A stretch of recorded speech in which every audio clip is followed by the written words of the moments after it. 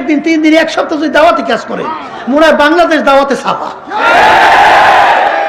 কথা ভুল বলছি না ঠিক বলছি না? এখান থেকে যাই চুপ করে বসে থাকলে হয়?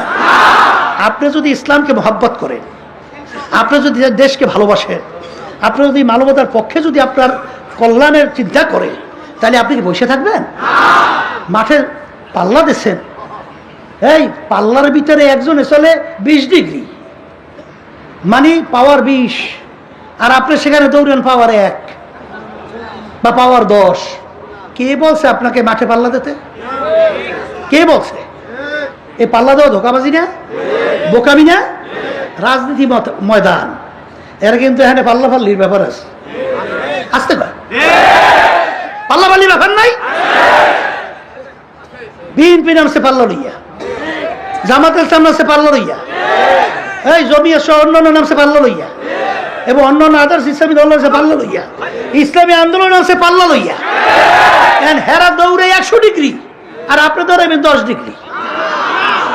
এই পাল্লা দিতে বলছে কে? এমনকি পাল্লা দেবো না থাকবে?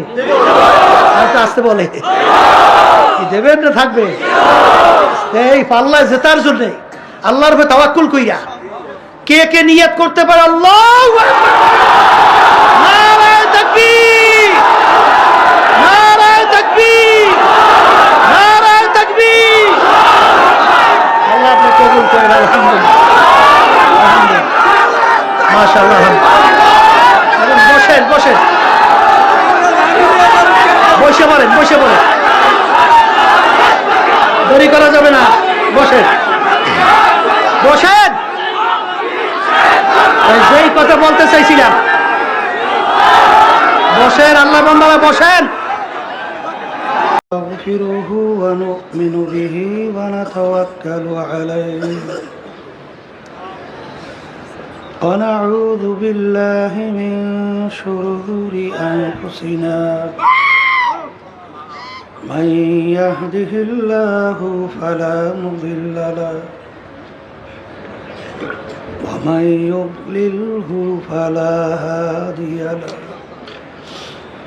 ونشهد أن لا إله إلا الله وحده لا شريك له ونشهد أن محمدا عبده ورسوله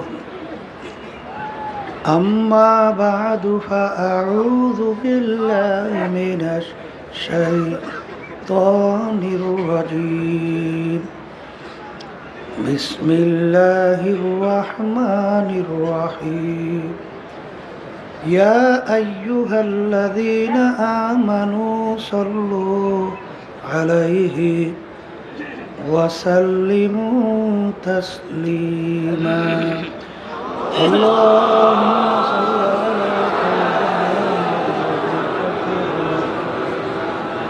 أعوذ بالله من الشيطان الرجيم بسم الله الرحمن الرحيم وما خلقت الجن والإنس إلا ليعبدون صدق الله العلي العظيم।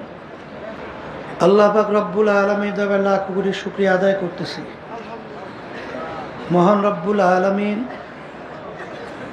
চরমনাই ফাল্গুন মাসের মাহফিল শেষ দিন, আজকের এই মাগরিবের পরে প্রথম বৈঠক। আল্লাহ রাব্বুল আলামিন আমাদেরকে সুস্থ সহি সালামতে রেখে দিনই মাহফিলে বেহেশতের বাগানের মধ্যে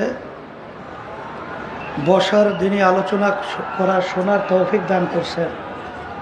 শুকরিয়া তান বলি আলহামদুলিল্লাহ।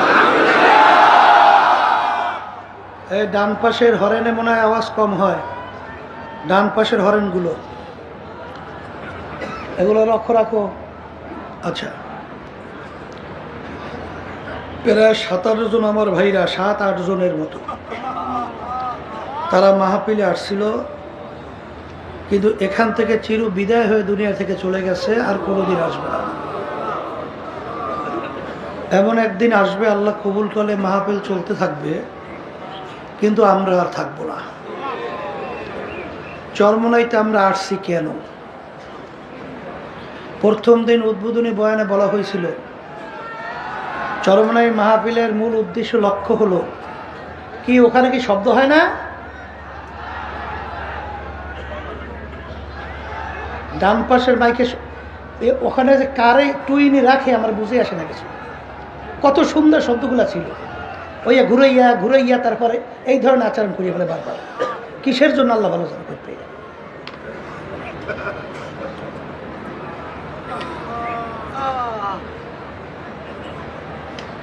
প্রথম দিন বলা হয়েছিল যে চরমোনাই মাহফিল একমাত্র প্রতিষ্ঠা করার মূল উদ্দেশ্য হলো আল্লাহর পথ ভোলা বান্দাদেরকে আল্লাহর পরিচয় ঘটাইয়া আল্লাহর সঙ্গে সম্পর্ক তৈরি করা। অনেকে বলে যে চরমোনাইতে ওরস হয়, আমরা বলি চরমোনাইতে ওরস হয় না, চরমোনাইতে মাহফিল হয়। আগামী দিন আল্লাহ কবুল করলে এই সময় এই মজলিস আর থাকবে না। আবার প্রায় 1 বছর পর আল্লাহ যদি কবুল করে অগ্রহায়ণ মাসের মাহফিল, তখন আল্লাহ কবুল করলে হয়তোবা আমরা আসবো, আর কেউ আসতে পারবো না। তো এখন এখানে আমরা আসছিলাম কেন, কি নিয়ে রওনা করলাম? ওলামায়ে কেরাম হক্কানি তারা গুরুত্বপূর্ণ আলোচনা কোরআন এবং হাদিসের ভিতর থেকে আপনাদেরকে শুনাইছেন। এরপরেও আজকে দেখার সময় এক আল্লাহর বান্দা বলতেছে, হুজুর আমার দিলটা এখনো পরিবর্তন আসতেছে না, মানে দিল নরম হয় না। আসলে মূল ব্যাপারটা হলো এই যে আমাদের দিল অনেকের নরম না হওয়ার কারণে পিছনে কারণ হলো অনেকের এক এক ধরনের চিন্তা থাকার কারণেই অবস্থান এইভাবে তৈরি হয়। এক শ্রেণী বর্তমানে বস্তুবাদী, তারা বলতে চায় যা দেখি না দু নয়নে বিশ্বাস করি না গুরুর বচনে, অর্থাৎ নাস্তিক। তারা বলতে চায় দেখি ওরা বিশ্বাসও করি না। আর এক শ্রেণীর আছে আশায়, আশা কি আরো বাঁচবো, আরো অমুক টমুক সমুক অনেক কিছু করব, ফাঁকে এক সময় তওবা করে নেব। বিশেষ করে যুবকদের ভিতরে এটা বেশি হয় যে এখন সবেমাত্র তো কম বয়স, এখন তো চিত্ত বিনোদনের সময়, আনন্দ ফুর্তির সময়। একটু বুড়া হওয়ার পরে তারপর ঠিক তওবা করব, আল্লাহর হুকুম নবীর তরিকা অনুযায়ী চলে ঈমান সহকারে কবরে যাব। এই আশা ভালো, কিন্তু আল্লাহ রাব্বুল আলামিন এদেরকে স্মরণ করে দেওয়ার জন্য বলছেন আলহাকুমুত তাকাসুর হাত্তা যুরতুমুল মাকাবির। আরো বাঁচবো, আরো অমুক টমুক সমুক অনেক কিছু করব, কিন্তু দেখা যাবে তার আশা আশাই থাকবে, কিন্তু বাস্তবায়ন আর হবে না। দুনিয়ার ভিতরে এমন একটা লোক বের করতে পারবেন না যে তার সব আশা পূরণ করার পরেই দুনিয়া থেকে বিদায় নিয়ে কবরে গেছে। এরকম ইতিহাস আছে। এর জন্য বাকির নাম ফাঁকি। বাকির নাম কি? আর এক শ্রেণীর আছে, তারা মনে করে আসলে কবরে কিছু হয় না না হয়, আখেরাতে এরকম কিছু আছে না না আছে। অর্থাৎ দেখবেন মাঝে মাঝে কিছু নামাজও পড়ে, আবার নামাজও ছাড়ে, কিছু কিছু রোজা রাখে, আবার কিছু রোজাও ছাড়ে, কিছু কিছু আল্লাহর হুকুম নবী তরিকা অনুযায়ী চলে, আবার বাদও দেয়। কথা ঠিক কিনা? অর্থাৎ সন্দেহ কিছু হয় না না হয়। যদি না হয় তাহলে এই আনন্দ ফুর্তি ছাড়িয়ে দিলাম, আর যদি হইয়েই বসে তাহলে উপায়টা কি হবে? এই বিভিন্ন কায়দায় চিন্তা করিয়া একজনের সাথে কথা বলতেছিলাম, এক নেতা, নামাজ 5 ওয়াক্ত ঠিক মতো পড়েন তো? বলে হুজুর মাঝে মাঝে কিছু পড়ি আবার পড়ি না। আমি বললাম আপনি কেমন মুসলমান? এই 5 ওয়াক্ত নামাজের ভিতরে কিছু পড়ে কিছু পড়ে না, এইটার নাম বলে বেনামাজি। এটার নাম কি? আর একেবারে নামাজ যদি ছাইরিয়া দেয়, আল্লাহ রসুল সাল্লাল্লাহু আলাইহি ওয়াসাল্লাম বলেন মুসলমান এবং কাফেরের ভিতরে পার্থক্য হলো নামাজ। মুসলমান নামাজ পড়ে, কাফেরে নামাজ পড়ি না। কথা ঠিক কিনা? তাইলে কিছু পড়ে কিছু পড়ে না, এটা কি বেনামাজ? আর এক ওয়াক্ত নামাজ একেবারে ইচ্ছা কইরা ছাড়লে কত জাহান্নাম, তাকে তো কোথায় হিসাব করলে হাদিস অনুযায়ী নাই। কিন্তু এক ওয়াক্ত নামাজ পড়বে বলতে বলতে অন্য ওয়াক্ত এসে গেছে, কেউ যদি ইচ্ছা করে কাজা করে নামাজ পড়ছে, কি কইরা কাজা, এই অপরাধের জন্য কোরআন এবং হাদিস অনুযায়ী দুনিয়া এবং আখিরাতের সময় হিসাব করার পরে দেখা গেছে 2,88,00,000 বছর জাহান্নামের আগুনের ভিতরে জ্বলতে হবে। জোরে বলেন নাউজুবিল্লাহ। তা যারা নামাজ ছাড়ে তাহলে ইমানের ভিতরে ঘাটতি, বিশ্বাসে কি এই ঘাটতি আছে না নাই? হাদিসের মধ্যে আসছে, আল্লাহ রাসূল সাল্লাল্লাহু আলাইহি ওয়াসাল্লাম বলেন, যেই হারাম মালের দ্বারা রক্ত এবং গোশত তৈরি হবে তার জায়গা জাহান্নাম ছাড়া হবে না, তার জায়গা জাহান্নাম ছাড়া হবে না। কিছু আমার বাজানদেরকে দেখা যায়, শোনা যায়, কিছু পর্দালে মা বোনদের কথাও শোনা যায় যে আরেকজনের মাল পাইছে চুরি করে নিয়ে যায়, আরেকজনের সম্পদ পাইছে সুযোগ পাইলেই নিয়ে যায়। এটা হারাম না হালাল? হারাম। যেই রক্ত এবং গোশত হারাম মালের দ্বারা তৈরি হবে তার জায়গা জাহান্নাম ছাড়া হবে না।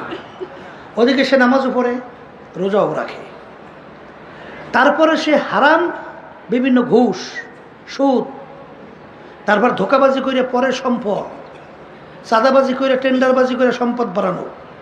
তাহলে বুঝতে হবে তার হয়তো বা ধারণা যে কিছু হয় না, না হয় ঠই গেল লাভ কি? কি কথা বলে না কেন? এরকম বিভিন্ন কায়দায় আছে না নাই? আমি আমার ভাইদেরকে বলো, পর্দা আলে মা বোনরা যারা শুনতেছে, প্রথম দিনই বলছিলাম যে মাহফিল বা এই আল্লাহ রাব্বুল আলামিনের পরিচয় দিন সম্পর্কে বোঝার জন্যে আল্লাহ রাব্বুল আলামিন প্রত্যেকটা মানুষের ব্রেন দান করছেন, জাহিন দান করছেন, বুঝ শক্তি দান করছে। কথা ঠিক কিনা? সংক্ষেপে বুঝবেন, যারা মানুষ তারা বুঝবে, সে অনুযায়ী চলবে, নিজের জীবনকে সেভাবে চালাবে। একেবারে সহজ কথা, কোরআনুল কারীম এখন আমাদের মাঝে আছে না? কোরআনুল কারীমের ভিতরে চ্যালেঞ্জের আয়াত এখন আছে না? অনেক আমার নতুন বাজানরা, বড় শিক্ষিত বাজানরা আসছেন,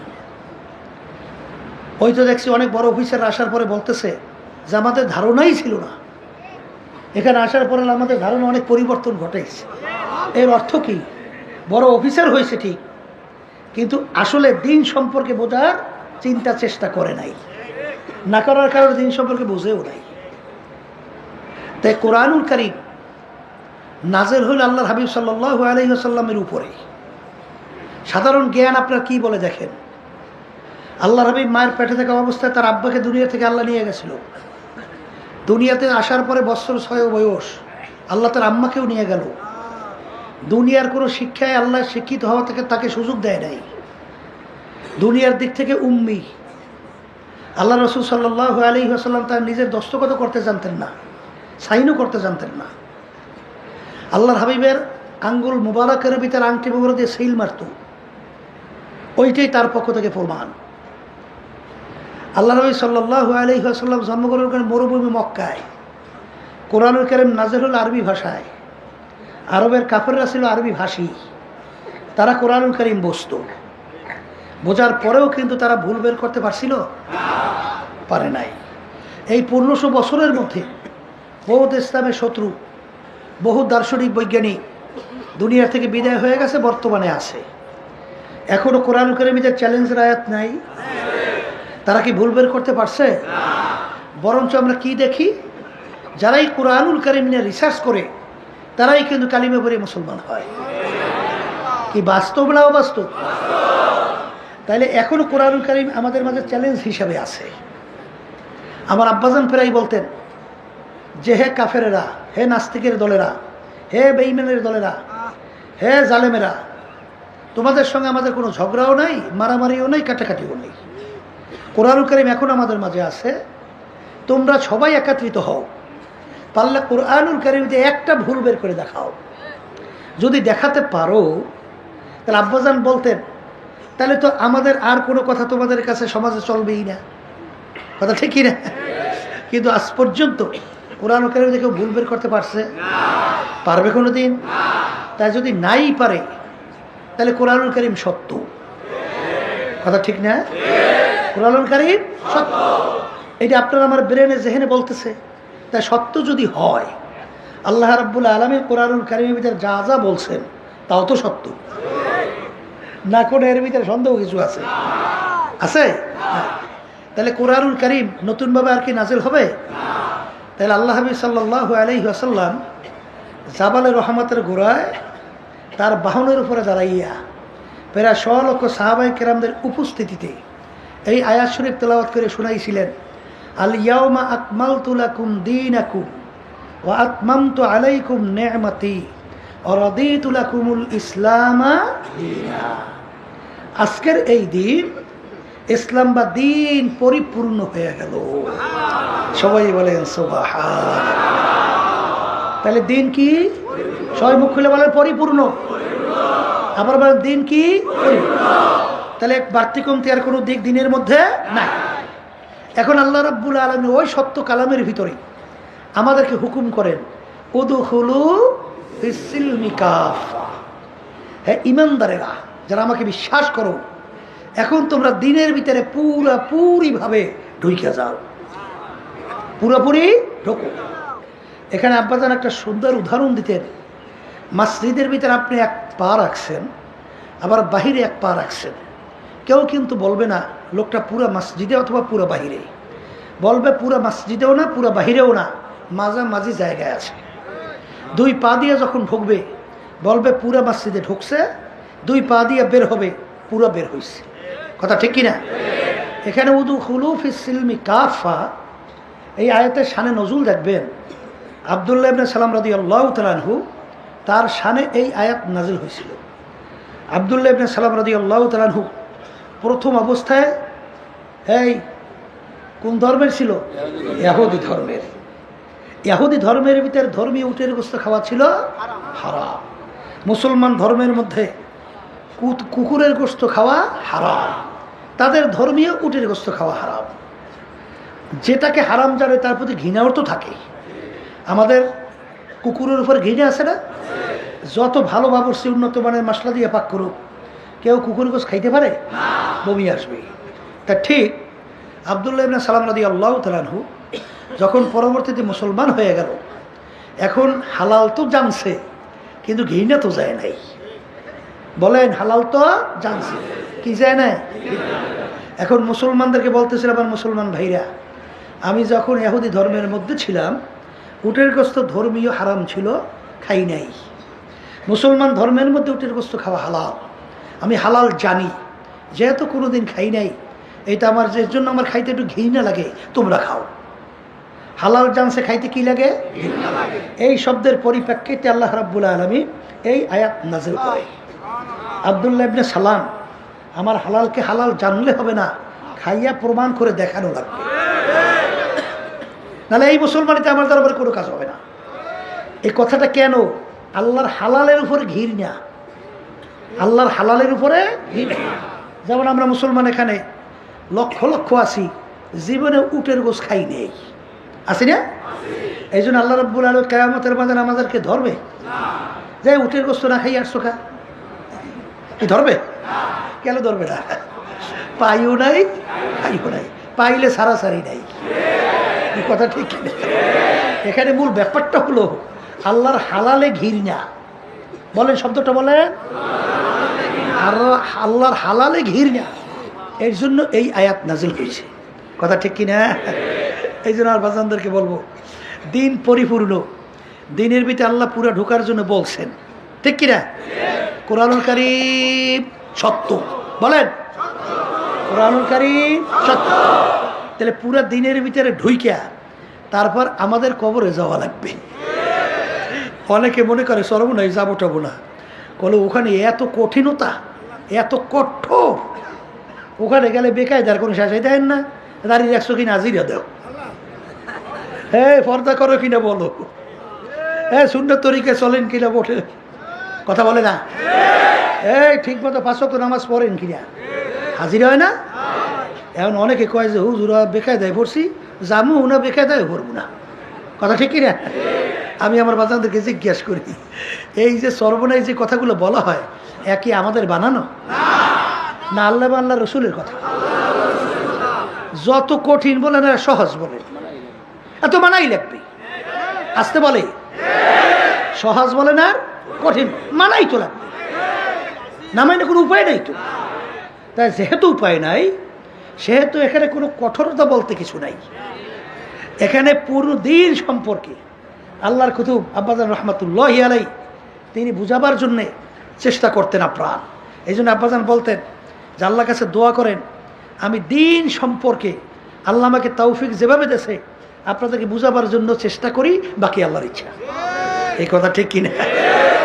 এই জন্য আমার ভাইদেরকে বলবো চরমনাইতে আসছেন, পূর্ণ দিনের ধারণা লইয়ে তো যাওয়া লাগবে। কথা ঠিক না? এই জন্য শোনেন, আল্লাহ রাব্বুল আলামিন 18,000 কম বেশি মাখলুকাত সৃষ্টি করছেন না? না করে নাই? এর ভিতরে 2টা মাখলুকাত মানুষ এবং জিন। এই 2টা মাখলুকাত আল্লাহ কেন সৃষ্টি করছে? ওই সত্য কোরআনুল কারীমের মধ্যে আল্লাহ রাব্বুল আলামিন বলছেন যে মানুষ এবং জিন এই 2টা জাতিকে আমি সৃষ্টি করার কারণ হলো আমার ইবাদতের জন্যে। সবাই বলে সুবহান। আল্লাহ আমাদেরকে সৃষ্টি করার কারণ কি বলেন? কার ইবাদত? এখন ইবাদত বোঝা লাগবে। বলেন ইবাদত একটা আরবি শব্দ। ইবাদত কি শব্দ? উর্দুতে বলে গোলামি। উর্দুতে কি? একবারে বাংলায় মুখস্থ করে বাড়ি যাওয়া লাগবে। এই বাংলায় বলা হয় মালিকের হুকুম অনুযায়ী চলা। বলেন সবাই মুখ খুলে বলেন। মালিকের হুকুম অনুযায়ী চলার নামই হলো ইবাদত। বলেন মালিকের হুকুম অনুযায়ী চলার নামই হলো ইবাদত। কথা ঠিক কিনা? এখন পাশে বললে রাখি, জানা জিনিস আবারও বলি, কেন ফাইদা তুলিয়াত আলাইহিম আয়াতিহি না আয়াতুহু যাদাতহুম ঈমানা। আল্লাহ রাব্বুল আলামিন বলছেন জানা জিনিস আবার যদি তোমরা আলোচনা করো, তেলাওয়াত করো, এর মাধ্যমে ঈমান বাড়ে, ঈমান মজবুত হয়, পোক্ত হয়। কথা ঠিক কিনা? এর জন্য আমি কথাটা বলতে চাইছিলাম, আল্লাহ আমাদেরকে বানাইছেন তার হুকুম অনুযায়ী চলা। এখানে পাশে সবসময় মনে রাখেন, জানা জিনিস আবারও বলছি, নামাজ পড়ি ইবাদত, রোজা রাখি ইবাদত। কথা ঠিক না? নামাজ পড়া যেরকম নাকি ইবাদত, নামাজ না পড়াও কিন্তু ইবাদত। রোজা রাখা যেরকম নাকি ইবাদত, রোজা না রাখাও কিন্তু ইবাদত। কারণ হুজুর তা কেমন?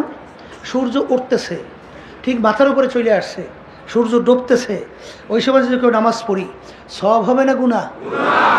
গুনাহ হওয়ার কারণে নামাজ তো পড়লাম, পাইলাম তো গুনাহ। কারণ কি বলেন? ওই নামাজটা মালিকের হুকুম অনুযায়ী।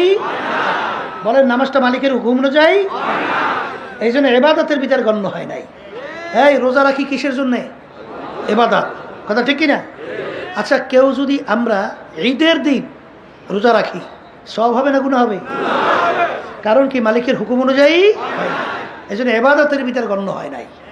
এক কথায় যেই কাজটা মালিকের হুকুম অনুযায়ী হবে সেইটা ইবাদতের ভিতরে গণ্য হবে, আর যেটা মালিকের হুকুম অনুযায়ী হবে না সেটা যত বড় হোক ওটা ইবাদতের ভিতরে গণ্য হবে না। কথাটা কি আমরা পরিষ্কার বুঝলাম? আল্লাহ আমাকে সবাইকে তৌফিক দান করুন। আলহামদুলিল্লাহ, ইবাদত বুঝছি না। এখন বলতে পারেন হুজুর তাহলে অন্যান্য মাখলুকাতগুলো আল্লাহ কেন বানাইলেন? আল্লাহ রাব্বুল আলামিন অন্যান্য মাখলুকাতগুলো আল্লাহ বানাইছেন। কোরআনুল কারীমে আল্লাহ বলেন ওয়া খুলিকা লাকুম মা ফিল আরদি জামিআ। অন্যান্য মাখলুকাতগুলো আমি বানাইছি তোমাদের জন্যে। বলেন কাদের জন্যে? অন্যান্য মাখলুকাতগুলো আল্লাহ বানাইছেন মানে আমাদের খেদমতের জন্যে, আর আমাদেরকে আল্লাহ বানাইছেন তার ইবাদতের জন্য। দেখবেন আমরা যে সূর্যটা দেখতেছি, সূর্য আমাদের মানুষের দরকার নাই? একটা মানুষ না থাকলে, এই সূর্য না থাকলে মানুষ বাঁচে, ফসল হয়? তাহলে সূর্য আমাদের দরকার। কাদের জন্য বানাইছে? বলেন আমাদের জন্যে। একটা মানুষ যদি দুনিয়া না থাকে সূর্যের কি হয়? গেল। আচ্ছা, আমরা গরু গাবি আমাদের দরকার আছে না নাই? একটা মানুষ না থাকলে গাবি গরুর কি হয়? তাহলে বানাইছে আল্লাহ আমাদের। আম গাছ লাগাইছেন, এই গাছ লাগাইছেন, আমাদের লাগে না লাগে না? যদি একটা মানুষ দুনিয়া না থাকে গাছের কিছু হয়? মাছের কি হয়? কিন্তু মাছ আমাদের দরকার আছে না নাই? তাহলে সমস্ত মাখলুকাত আল্লাহ বানাইছেন কাদের জন্যে? আর আমাদেরকে আল্লাহ বানাইছেন কেন বলেন? তারা ইবাদতের জন্য।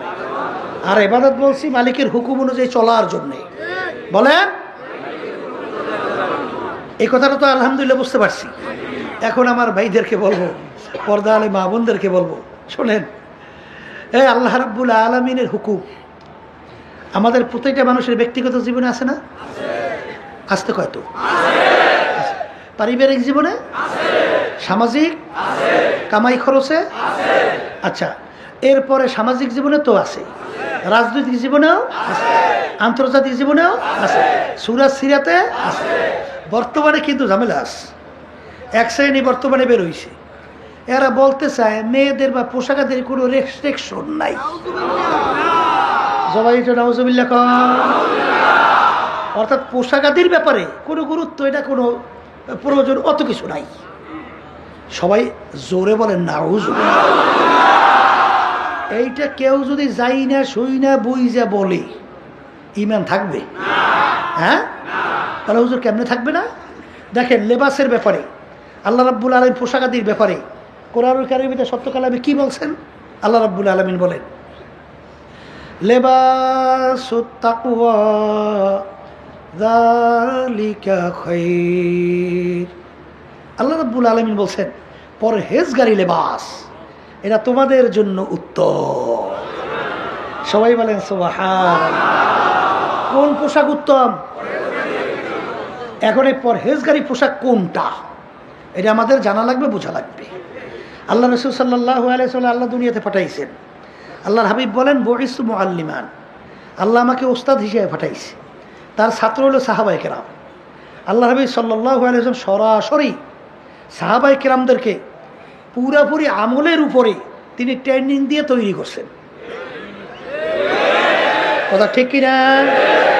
সাহাবায়ে কেরামরা কোন পোশাক পরছেন, আল্লাহ নবী সাল্লাল্লাহু আলাইহি ওয়াসাল্লাম কোন পোশাক পরছেন, কোন পোশাক পরাইছেন, এই পোশাকই হলো পরহেজগারি পোশাক। কি কথা বুঝাইতে পারলাম? এক শ্রেণী বর্তমানে আছে, আরে সর্বনাশ, পোশাকের রেস্ট্রিকশন নাই, তাই তোমাদের কাছে খ্রিস্টান ইহুদি না ছাড়া তাদের পোশাকটা ভালো লাগে কেন? তাদের পোশাক ভালো লাগে কারণটা কি? হ্যাঁ, রেস্ট্রিকশন নাই, ল্যান্ড হয়ে যাও। এই কথা রেখে বিজাতির পোশাকটা ভালো লাগে কেন তোমার কাছে? হ্যাঁ, উলঙ্গ পরানো কেন ভালো লাগে? বিজাতি কালচারটা তোমার কাছে কেন ভালো লাগে? এটা আসলে কপাল পড়ছে। কপাল কি? আফসোস, আপনারা দেখবেন ভারতের প্রধানমন্ত্রী ছিল বাজপেয়ী। শোনেন, অটল বিহারী বাজপেয়ী ভারতের প্রধানমন্ত্রী ছিল না? বাংলাদেশে আসছিল রাষ্ট্রীয় মেহমান হিসেবে। জানা আছে কি পরি আসছিল? ধুতি। রাষ্ট্রীয় মেহমান হিসেবে বাংলাদেশে আসে ধুতি পরিয়া। তাহলে ওদের পোশাকের গুরুত্ব ওদের কাছে আছে। আর আজকে মুসলমান সন্তান, মুসলমানদের কাছে, মুসলমানদের আল্লাহ আল্লাহ রসুলের নির্দিষ্ট সেই পোশাকের গুরুত্ব নাই। পোশাকের গুরুত্ব হয়েছে তাদের কাছে বিজাতিদের, খ্রিস্টানদের, ইহুদিদের এবং অন্যান্য বিজাতিদের। কথা ঠিক না? তো এখানে আল্লাহর কোন হুকুম নাই? আছে না নাই? শোনেন, এর ভিতরে যে আল্লাহ কি মজা রাখছে। আর আপনি গুনার থেকে ফেরবেন, দেল নরম হয় না। বলতেছেন দেল নরম তো কঠিন জিনিস, হইতে হইলে লাইনে চলা লাগে না? লাইনে চলবেন কেমনে? আব্বাজান আমাদের সংক্ষেপে বলতেন, বাজার এই যারা সুন্নতি পোশাকে গুরুত্ব দেন না, এরা কখনোই হারাম থেকে বাঁচতে পারে না। ফরজ তাদের কোনোদিন হেফাজত হয় না, একেবারে বাস্তবে 100 ভাগ। তাহলে হুজুর তা কেমন? আপনারা দেখবেন যে দাড়ি এক মুষ্টি পরিমাণ রাখা সুন্নত। কথা ঠিক কিনা? চুল 3 প্রকারে এক প্রকার রাখা সুন্নাত। কান্দা পর্যন্ত লম্বা, কানের লতি পর্যন্ত লম্বা, সৌহু সমান করিয়ে দেওয়া, এই 3 পদের 1 পদের রাখছেন সুন্নাত না? আচ্ছা, টুপি মাথায় রাখছেন কি? সুন্নাত। তাহলে টুপিও রাখছেন সুন্নাত, জামা গায়ে দিয়েছেন নেস পোশাক সুন্নাত, আলহামদুলিল্লাহ। দাড়িও রাখছেন সুন্নাত, পাগড়ি বাঁধা তাও সুন্নাত। এখন পাগড়িও বাঁধছেন, জামাও সুন্নতি গায়ে দিয়েছেন। এই আল্লাহর বান্দারা, টুপিও ঠিক মতো রাখছেন, লম্বা জামাও ঠিক মতো গায়ে দিয়া, পাগড়ি টাগড়ি বাইন দিয়া, এখন 3.5 হাত পুরো বডি দেয়া সুন্নাতে সাজানো না? আচ্ছা, এই সুরাতের মধ্যে পাগড়ি টাগড়ি বাইন দিয়া, লম্বা জামা গায়ে দিয়া, দাড়ি সুন্নতি রাইখা সিনেমা হলের ভিতরে ঢুকে সিনেমা দেখতে পারবেন কেনা কেনা?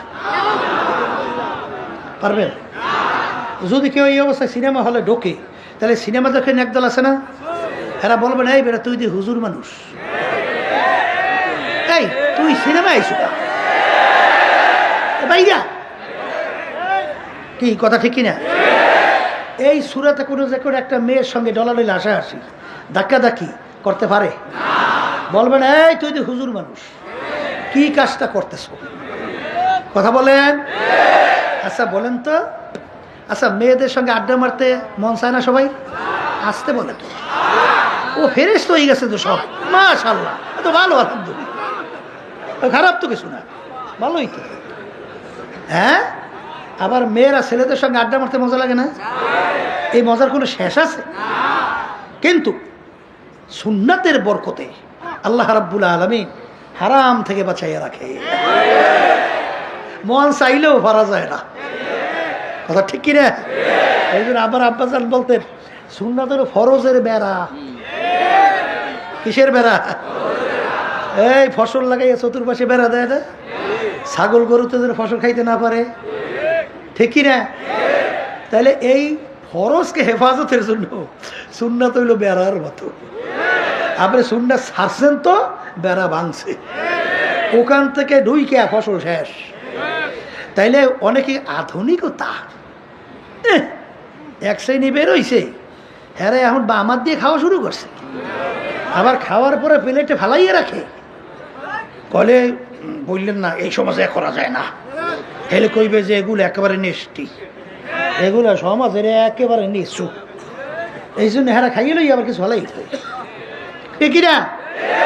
আবার দেখবেন আবার বামাই দিয়ে খাওয়া শুরু করছে, কি রে ব্যাপার? কলে এটা একটা কালচার, আধুনিকতা। এই কথা ঠিক না? সাহাবায়ে কেরামদের ইতিহাস, তারা কি সমাজের সাথে পরিবর্তিত হয়েছে না সমাজকে পরিবর্তন করছে? বলেন, মুখ খুললে বলেন। আমাদের ভিতরে আসলে চেতনাই নেই। শোনেন, আমার দাদার আব্বা এবং আমার দাদার কথা শুনছি, হিন্দুদের যখন রাজত্ব ছিল তখন কিন্তু মুসলমানদেরকে ধুতি পরাইছে, জানা আছে? আমার দাদাও কিন্তু ধুতি পরিয়ে চলতো, এবং আমার দাদার আব্বা তার দলিলের ভিতরে এখনও লেখা পরিষ্কার, শ্রী সৈয়দ আমজাদ হোসাইন, শ্রী লাগাইয়ে দিয়েছে। কি বলছেন? আর মুসলমানরা আজকে ওই শুনছি আমাদের এখানে এই যে রাস্তার পাশে হাজী সাহেবের দোকান ছিল, বুঝছেন, এক হিন্দু ও বাচ্চা, ওদের ভাষা ওরা ধর্মে ওরা তো গুরুত্ব দিবি, এটা স্বাভাবিক। আইসে বলতেছে হাজী সাহেব লবণ দেন, কি কিনতে আইছে? এখন বলতে আছে হাজী সাহেব কইতেছে তুই যদি নুন না কও তাহলে তোর কাছে বিক্রি করবো না। এখন একটা হাঁস দিয়া চুপ করে বসে রয়েছে। আবার কতক্ষণ পর বলে হাজী সাহেব লবণ দেন, কলে তুই নুন না কো পর্যন্ত লবণ নুন বিক্রি করবোই না। তাই বহু সময় পর্যন্ত বলে দাঁড়াই রয়েছে, হাজী সাহেব নুন দেয় নাই আর ও কিনলই না, এই ছোট বাচ্চা। আর আজকে মুসলমান সন্তান, মুসলমানদের কালচার ভালো লাগে না, তাদের কাছে ভালো লাগে বিজাতিদের কালচার। আসলে কপালটা পড়ছ,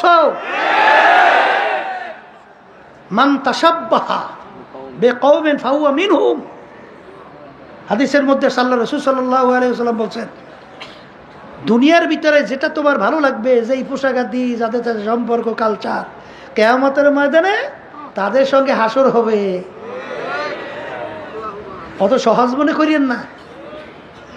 এখন হারাম থেকে বাঁচা লাগবে, আসতে বলে হারাম থেকে বাঁচতে হইলে তো সুন্নতি পোশাক লাগবে।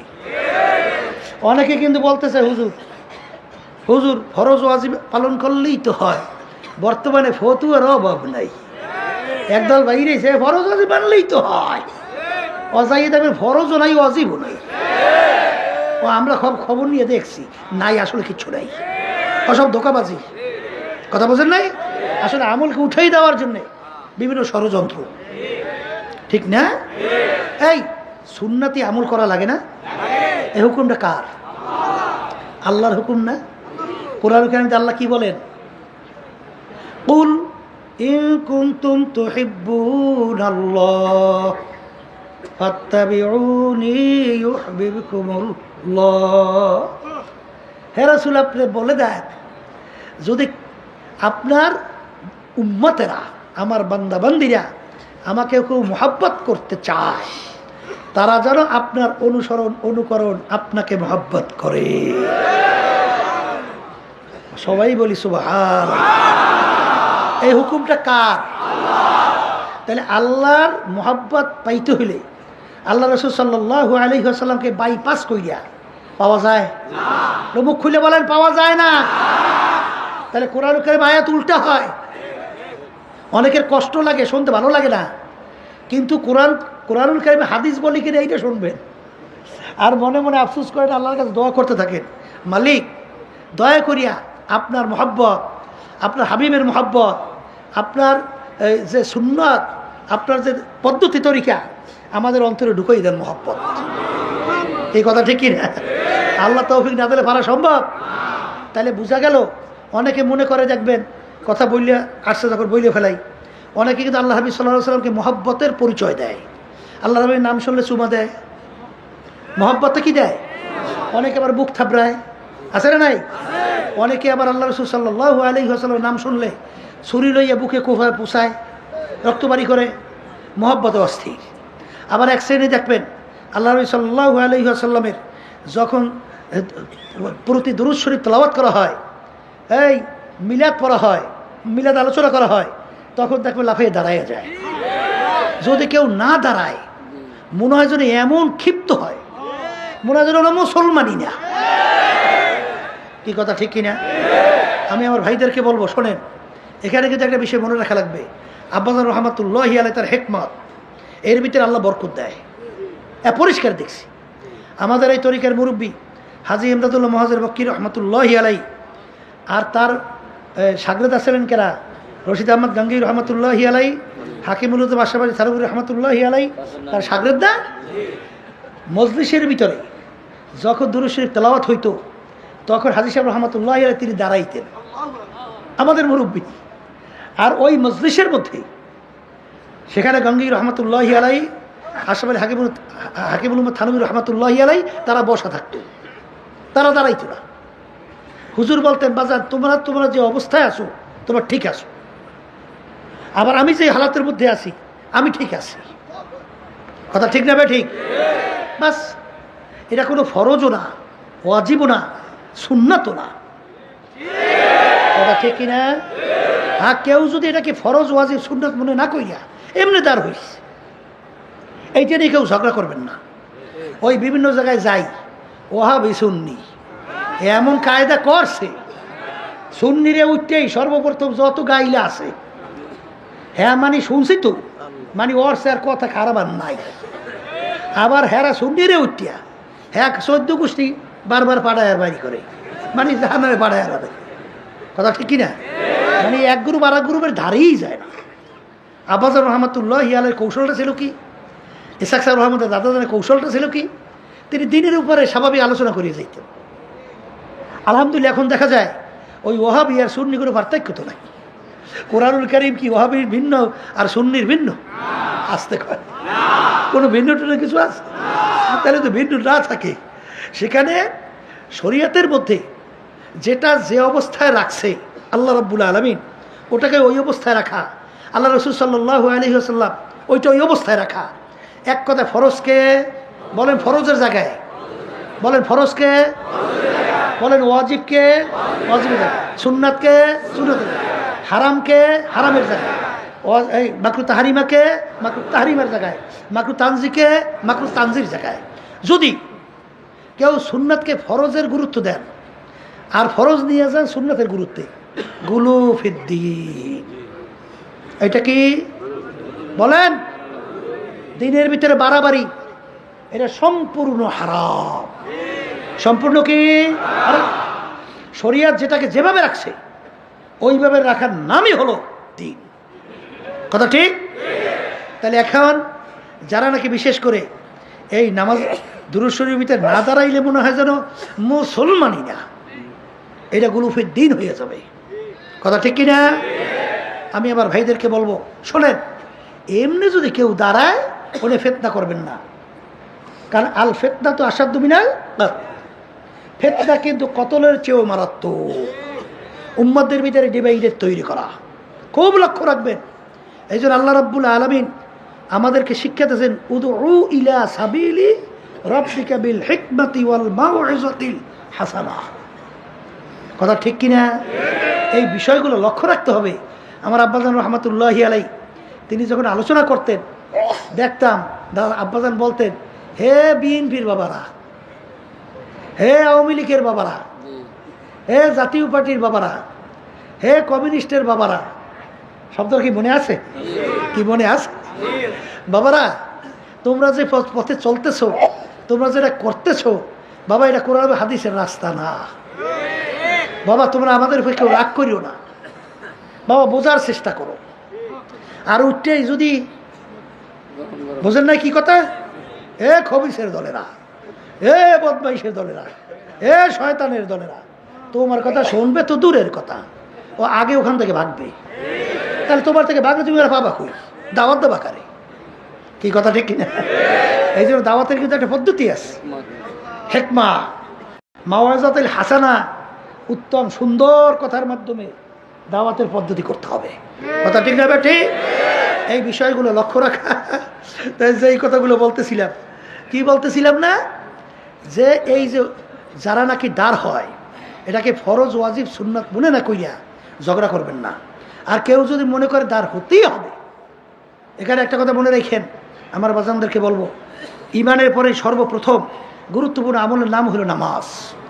নামাজের ভিতরে মূলত 4টা কাজ: দাঁড়ানো, রুকু, সেজদা, বসা। কথা ঠিক কিনা? এই 4টে কাজ করে না? এই 4 কাজের ভিতরে দুরূদ শরীফ আছে না? আচ্ছা, দাঁড়ানো অবস্থায় কেউ পড়ছেন? রুকু অবস্থায় পড়ছেন? সেজদা অবস্থায় পড়ছেন? দুরূদ শরীফ পড়েন নাই? কোন সময় পড়ছেন? বসা অবস্থায়। বসা অবস্থায় আল্লাহর হাবিবের নাম আসে নাই? তখন দাঁড়াইছেন। তা যদি এখানে দুরূদ শরীফ আল্লাহর হাবিবের নাম আসে দাঁড়াইতেই হয়, ওই সময় দাঁড়ান না কেন? যদি দাঁড়াইতেই হয় তাহলে ওই সময় তো দাঁড়ানো উচিত, কিন্তু দাঁড়ান যায়? নামাজ হয়?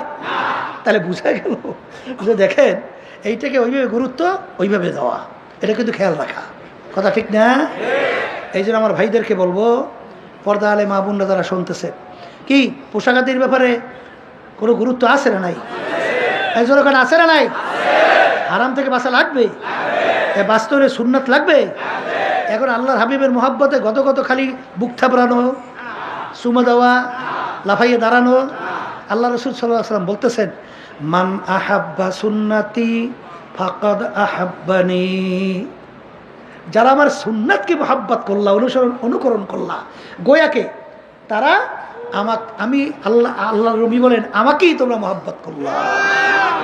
তাহলে আল্লাহর হাবিবের মোহাব্বতের পরিচয় কি? ওরা আল্লাহর হাবিবের সুন্নতের মোহাব্বত। বলেন, মুখ খুলে বলেন।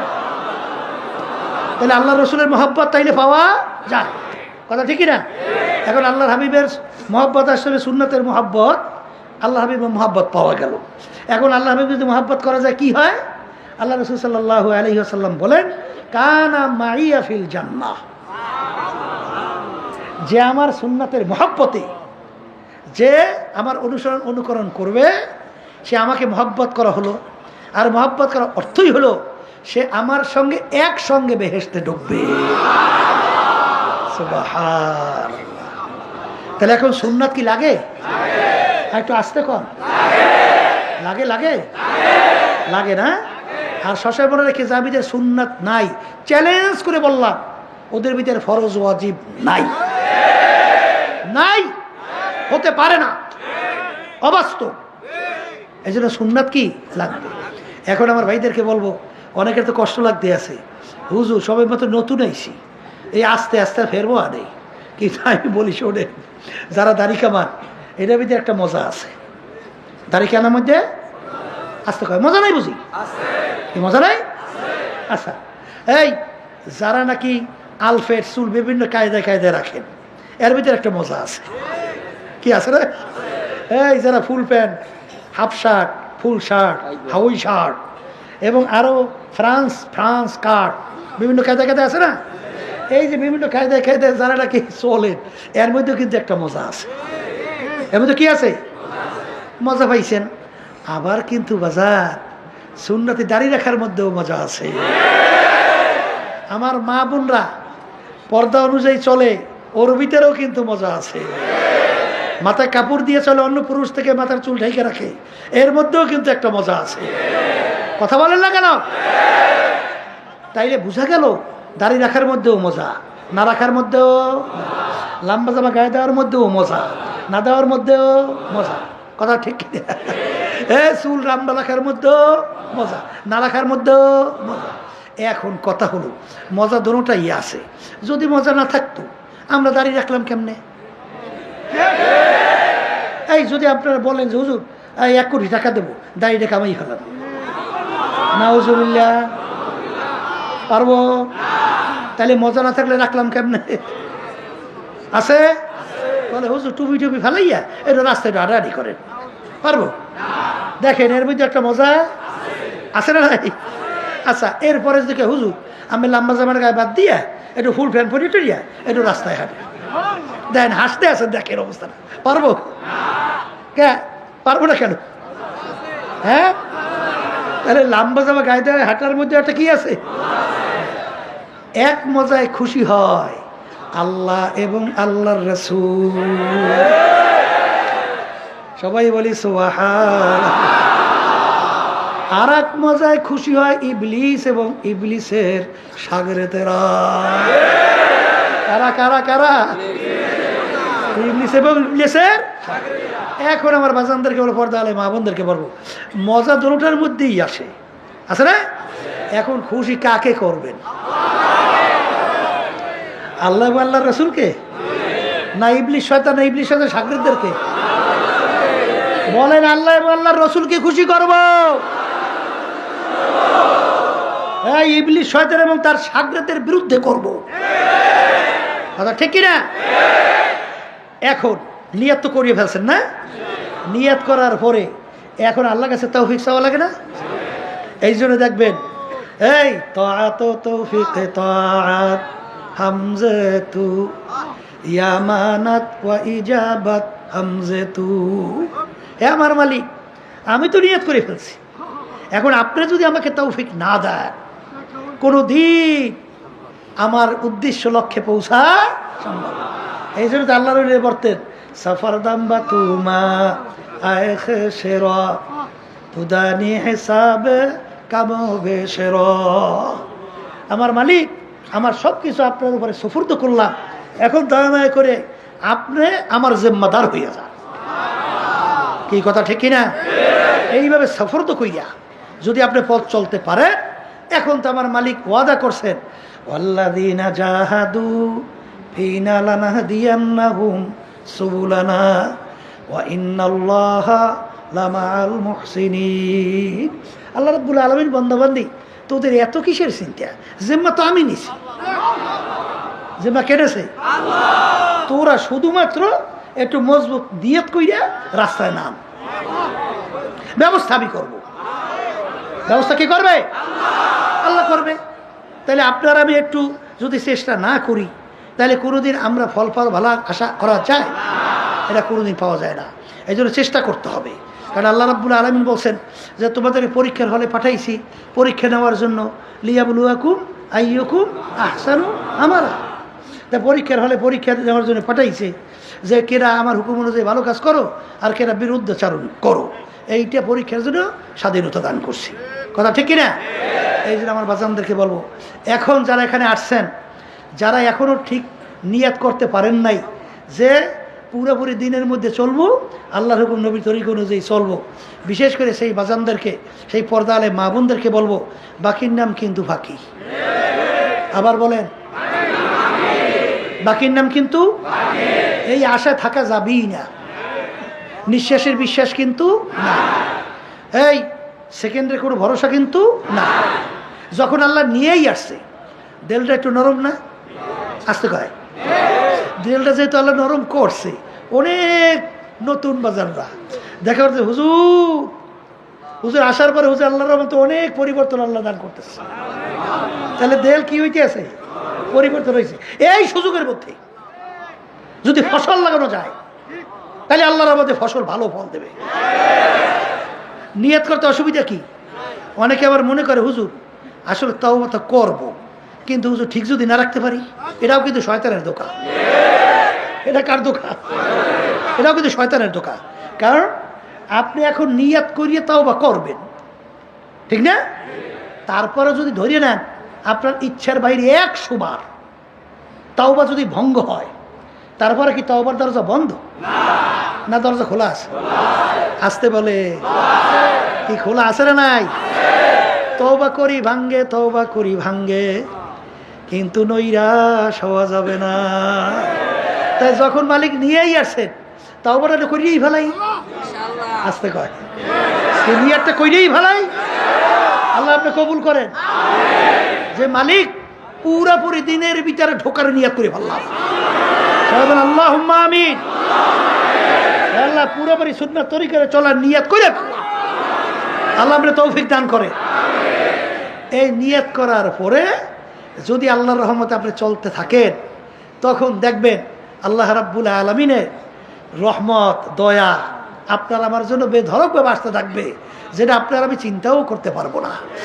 যেমন আমার দাদাজানের কথা শুনছিলাম, আব্বাজান রহমাতুল্লাহি আলাইহি বলছিলেন, দাদুকে একদিন জিজ্ঞাসা করছিল আমার দাদু, আল্লাহু আকবার, যে তুমি অনেক রাত্র পর্যন্ত সজাগ থাকো, তলেবে ইলমদেরকে খাওয়াই লওয়াইয়ে ঘুমাইতে পারো, অনেক সময় রাত্র হয়ে যায়, তখন গভীর রাত্রে ঘুমাও, তখন তো তোমার 2-1 দিন হয়তো বা ফজর নামাজ কাজা হওয়ার কথা, অনেক গভীর রাত্রে ঘুমাও, তাহলে তো ফজর নামাজ কাজা হওয়ার কথা, তাহলে তোমার কি 2-1 দিন ফজর নামাজ কাজা হয়? দাদু বলতেছিলেন যে আল্লাহর রহমতে, আল্লাহর খাস মেহেরবানিতে আমার ফজরের নামাজ কাজা হয় না। কেমনে ওঠো তুমি? বলতেছে আমি তো ঘুমাইয়ে থাকি, কিন্তু যখন ফজরের সময় হয়ে যায়, কে জানি আইসা আমাকে ডাইকা উঠাইয়া দিয়া যায়, কে জানি আইসা আমাকে ডাইকা উঠাইয়া দিয়া যায়। ওমাইয়া তাওয়াক্কাল আলাল্লাহি ফাহুয়া হাসবুহু মাল্লাহুল মাওলা আলাহুল কুল। এ আল্লাহর বান্দা বান্দিরা, আমার মালিক বলছে জিম্মাদার হবে। তা আপনার আমি নিয়ত করতে কোনো অসুবিধা আছে? হ্যাঁ, তাই যেহেতু অসুবিধা নাই, এখন ব্যক্তিগত জীবন, পারিবারিক জীবন কার হুকুম অনুযায়ী চালানো লাগবে। এখনও চরমনায় মুজাহিদ ভাই বাজানরা আছে, আলহামদুলিল্লাহ চেষ্টা করে কিছু সন্তান আমাদের সামনে নিয়ে আসে, তখন তার চেহারার দিকে তাকাই, আসলে ওর ভিতরে দিনের কোনো ছাপ নাই। সে তো অনেক পুরান মুজাহিদ, কিন্তু সন্তানদের ভিতরে এখনো দিনদারি আসে নাই। তো এখানে আপনার দায়িত্ব নাই বাজান? আসতে কর না, আপনার কোনো দায়িত্ব নাই? আছে আছে। আবার দেখবেন, আজকে বাসায় শুনতেছিলাম যে আমার বোনরা বলতেছিল, বোন যে অনেক এই ছোট ছোট বাচ্চারা আইছে মাহফিলে, মানে বাপের একটা চাহিদা যে দেখি বাচ্চারা এই দিনই মজলিসে নিয়ে যাওয়ার পরে আল্লাহ যদি একবার দিনের বুঝ ঢুকাইয়া দেয়, তাহলে তো আলহামদুলিল্লাহ আমরা কামিয়াব।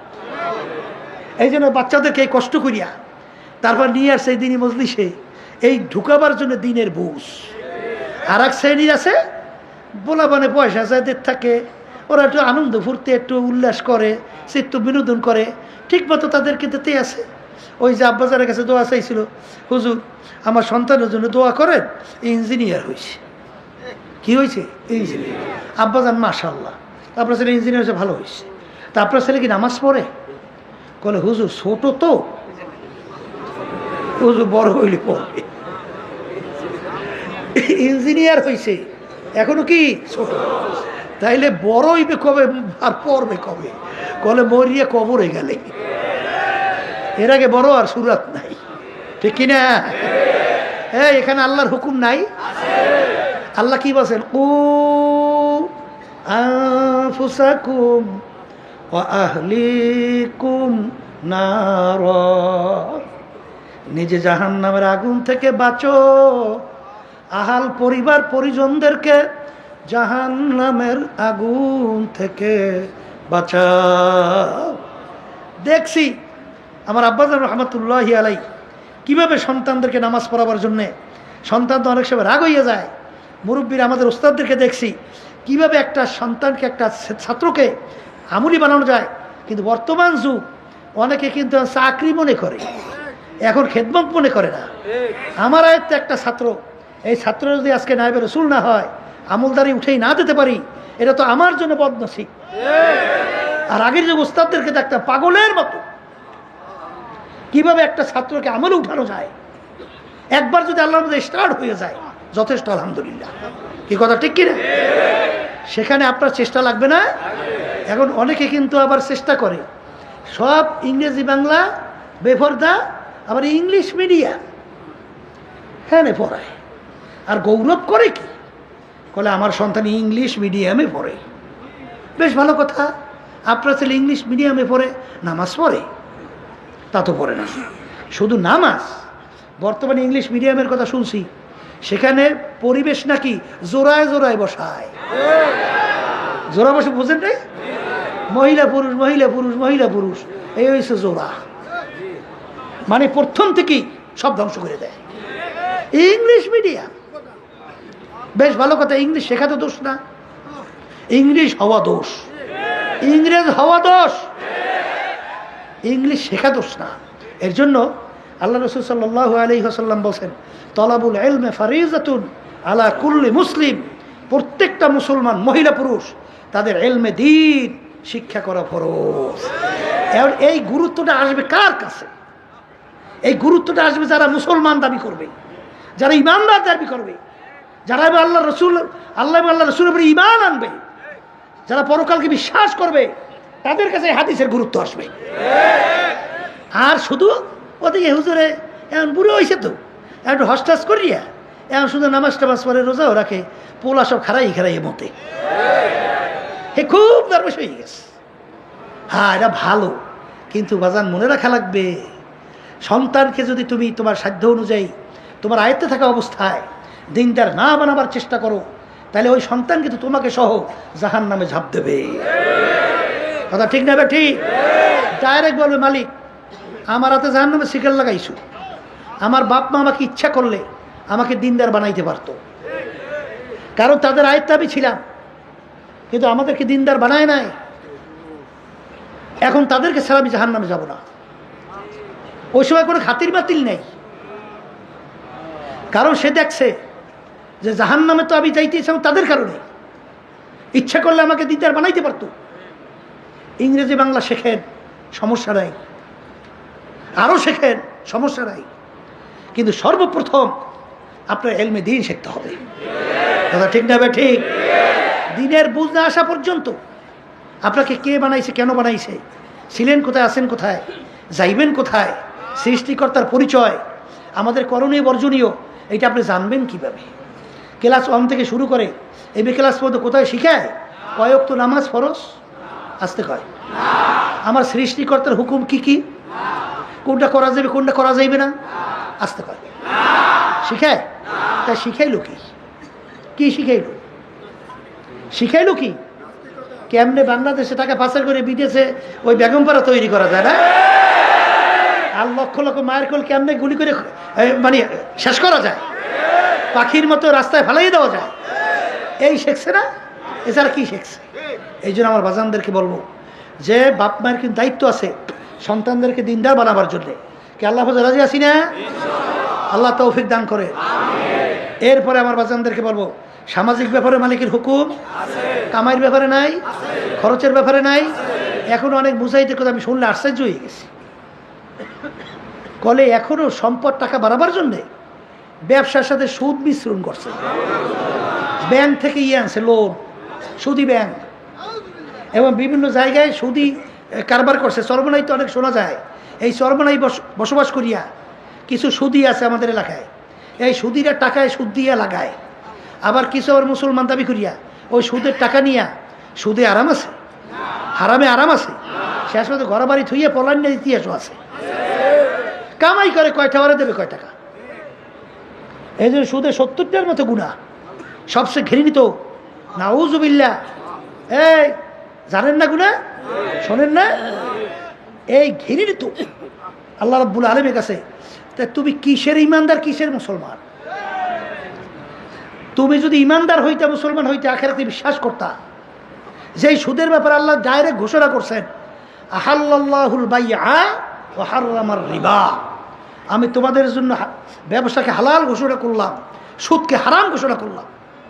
সুদ হারাম, ব্যবসা হালাল। তাহলে তুমি যে সুদের সঙ্গে নিজের সম্পদ বাড়াবার জন্য তুমি যদি জড়াও, তাহলে তুমি কিসের নামাজ পড়ো, কিসের রোজা রাখো, আর কিসের তুমি আল্লাহর বান্দা দাবি করো? তুমি আল্লাহর হুকুমই তো মানো নাই। জোরে বলেন কথা ঠিক না ঠিক? আর ব্যবসা কিন্তু হালাল। অনেকে আমার মনে করে হুজুর এবার ব্যবসা করে কে? আরে হুজুরে ব্যবসা করে, ইবাদত করে। আবার কর কি করে? মানে ব্যবসা হুকুমটা কার? এই হাদিসের ভিতরে আসছে না যে যে ন্যায় বিচারক না, সৎ ব্যবসায়ী হবে, তার হাসর হবে সিদ্দিকদের সঙ্গে, সুহাদায়ে কেরামদের সঙ্গে, নবীদের সঙ্গে। কথা বলে না? কথা ঠিক কিনা? দোকানদারি করেন, সেখানে আপনি মাপতেছেন, যদি আপনি পালার ভিতরে যদি আপনি নিপ্তি ঠিক রাখেন, কম বেশি না দেন, তাইলে এই ব্যবসাটা হালাল। আর যদি এই 2 নম্বর মাল 1 নম্বর খুব সুন্দর মতো কইয়া দেশেন বিক্রি করিয়া, সম্পূর্ণ কামাই হারাম। সম্পূর্ণ কামাই কি? মুসলমান কাউকে ধোকা দেও না, ধোকা খায়ও না। মোমেন ধোকা দেও না, খায়ও না। কিন্তু তুমি সাময়িক কয়েকটা টাকার জন্যে আজকে তুমি ধোকা দিলা, আজকে তুমি ব্যবসার ভিতরে ধোকাবাজি করলা, তুমি একজন অসৎ ব্যবসায়ী। কথা ঠিক না? ঠিক। কি খুব কঠিন হইতে আছে না? এই কথা শুনতে সবাই তো কঠিন লাগতে আছে না? হ্যাঁ, এই কথা কি আমার? আসতে বলো তো। এই আল্লাহ আল্লাহ রসুলের কথা শুনেইতে আছি। তাহলে ব্যবসা কি? এই সুদ কি? আলহামদুলিল্লাহ। কেন? নির্দেশ আল্লাহর আছে। এরপরে রাজনীতি ব্যাপারে আছে, আলহামদুলিল্লাহ। এটা বর্তমানে কমছে। আগের যুগে তো আমরা শুনতাম খালি সিয়াসত মে হালাকাতি হয় আর দাওয়াত মে কামিয়াবি হয়। আমরা শোনেন নাই বুঝি না? নতুন এর সম্পূর্ণ ইয়াহুদি নাসারা খ্রিস্টানদের শিখানো একটা সম্পূর্ণ একটা স্লোগান, সম্পূর্ণ ইয়াহুদি নাসারাদের। কারণ ওদের চিন্তা হলো মুসলমান থাকবে গোলামের জাত, ওরা বাদশা হবে কেন? তোমরা গোলামি করবা, তোমরা বাদশা হবা কেন? দেখবেন তুমি 24 জনের নামাজ পড়ো, তুমি দরবেশগিরি করো, এতে কিন্তু ইহুদি নাসারা খ্রিস্টানদের কোনো সমস্যা নাই। কিন্তু যখন ওদের ওই মসনদের দিকে তাকাবা, তখন কিন্তু মাথা গরম। তখন দেখবেন যে আমাদের দেশের মধ্যে শুনতাম সমনে হুজুর আগে ভালো মনে কথা, আব্বাসের কথা শুনছে, এখন হুজুর একের খারাপ হয়ে গেছে। বলে হ্যাঁ কেমনে? বলে হুজুরে আগে হে রাজনীতি করতো না, একের আল্লাহর ওলি আসলে, আর এখন হুজুর একেবারে দুনিয়াদার হয়ে গেছে, এখন রাজনীতি করে। গদির লোক হয় না, মানে রাজনীতি করে। কথা ঠিক না ভাই? ঠিক। এখন সব নাই হিসেব বেকায়দা হয়ে গেছে। আগে খুব ভালো আছিল। আল্লাহর কত ফজল করি রহমাতুল্লাহি আলাইহি, তিনি রাজনীতি করতেন তাও ইবাদতের উদ্দেশ্যে। কিসের উদ্দেশ্যে? একের সংক্ষেপ বোঝানো, ব্যাখ্যাটাকে বুঝি না। আল্লাহ রসুল সাল্লাল্লাহু আলাইহি ওয়াসাল্লাম বড় পীর ওলি গাউস কুতুব দুনিয়াতে আসছে কে? কেউ আসবে? আচ্ছা, আল্লাহ রসুল সাল্লাল্লাহু আলাইহি ওয়াসাল্লাম রাষ্ট্রপ্রধান ছিলেন, আমরা সবাই জানি। তাই তিনি রাষ্ট্র চালাইছেন। তাহলে তিনি রাষ্ট্রপ্রধান ছিলেন, তিনি রাষ্ট্র চালাইছেন। সাহাবায়ে কেরাম তারা রাষ্ট্রপ্রধান ছিলেন? হ্যাঁ, তারাও রাজনীতি করছে। এখন যারা বর্তমানে একদল আমরা বাইরেছি, আমরা রাজনীতি করি না। আচ্ছা, বেশ ভালো কথা। এই মানব রচিত কুফুরি তন্ত্রমন্ত্র করেন না, ঠিক আছে, অসুবিধা নাই, এটা তো করবেনই না। কিন্তু আল্লাহ এবং আল্লাহর রসুল যে রাজনীতি, এটা কি যদি কেউ বুঝে শুনে বলে করি না, তাহলে ইমানের অবস্থা কি থাকে? ইমান থাকে?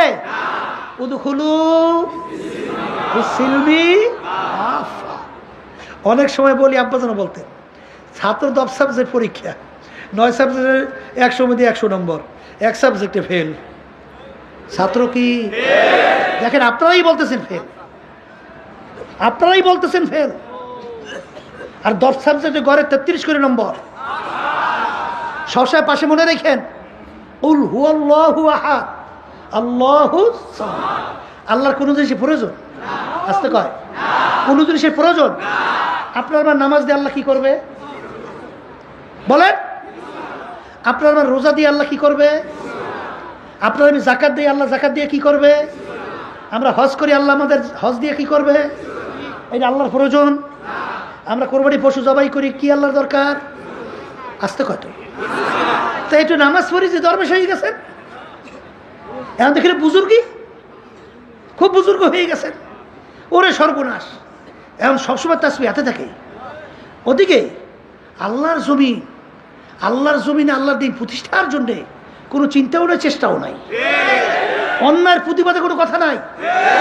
মান রাআ মিনকুম মুনকারান ফালিয়ুগাইয়িরহু বিয়াদিহি ফাইন লাম ইয়াস্তাতি' ফাবিলিসানিহি ফাইন লাম ইয়াস্তাতি' ফাবিকলবিহি ওয়া যালিকা আযওয়াফুল ঈমান। এখানে যালিকা আযওয়াফুল ঈমান, এইটার ব্যাখ্যা কিন্তু আবার সুন্দর করে বানাইছে, কলে মনে মনে ঘৃণা করো। এই ব্যাখ্যা কোথায় পাইছে আল্লাহ ভালো করে কইতে পারি না। আগে বললে আসলে পরিবর্তন করো, আগে করলে হাত দিয়ে পরিবর্তন করো, দ্বিতীয় বললে মুখ দিয়ে পরিবর্তন করো, তৃতীয় মনে মনে ঘৃণা করো।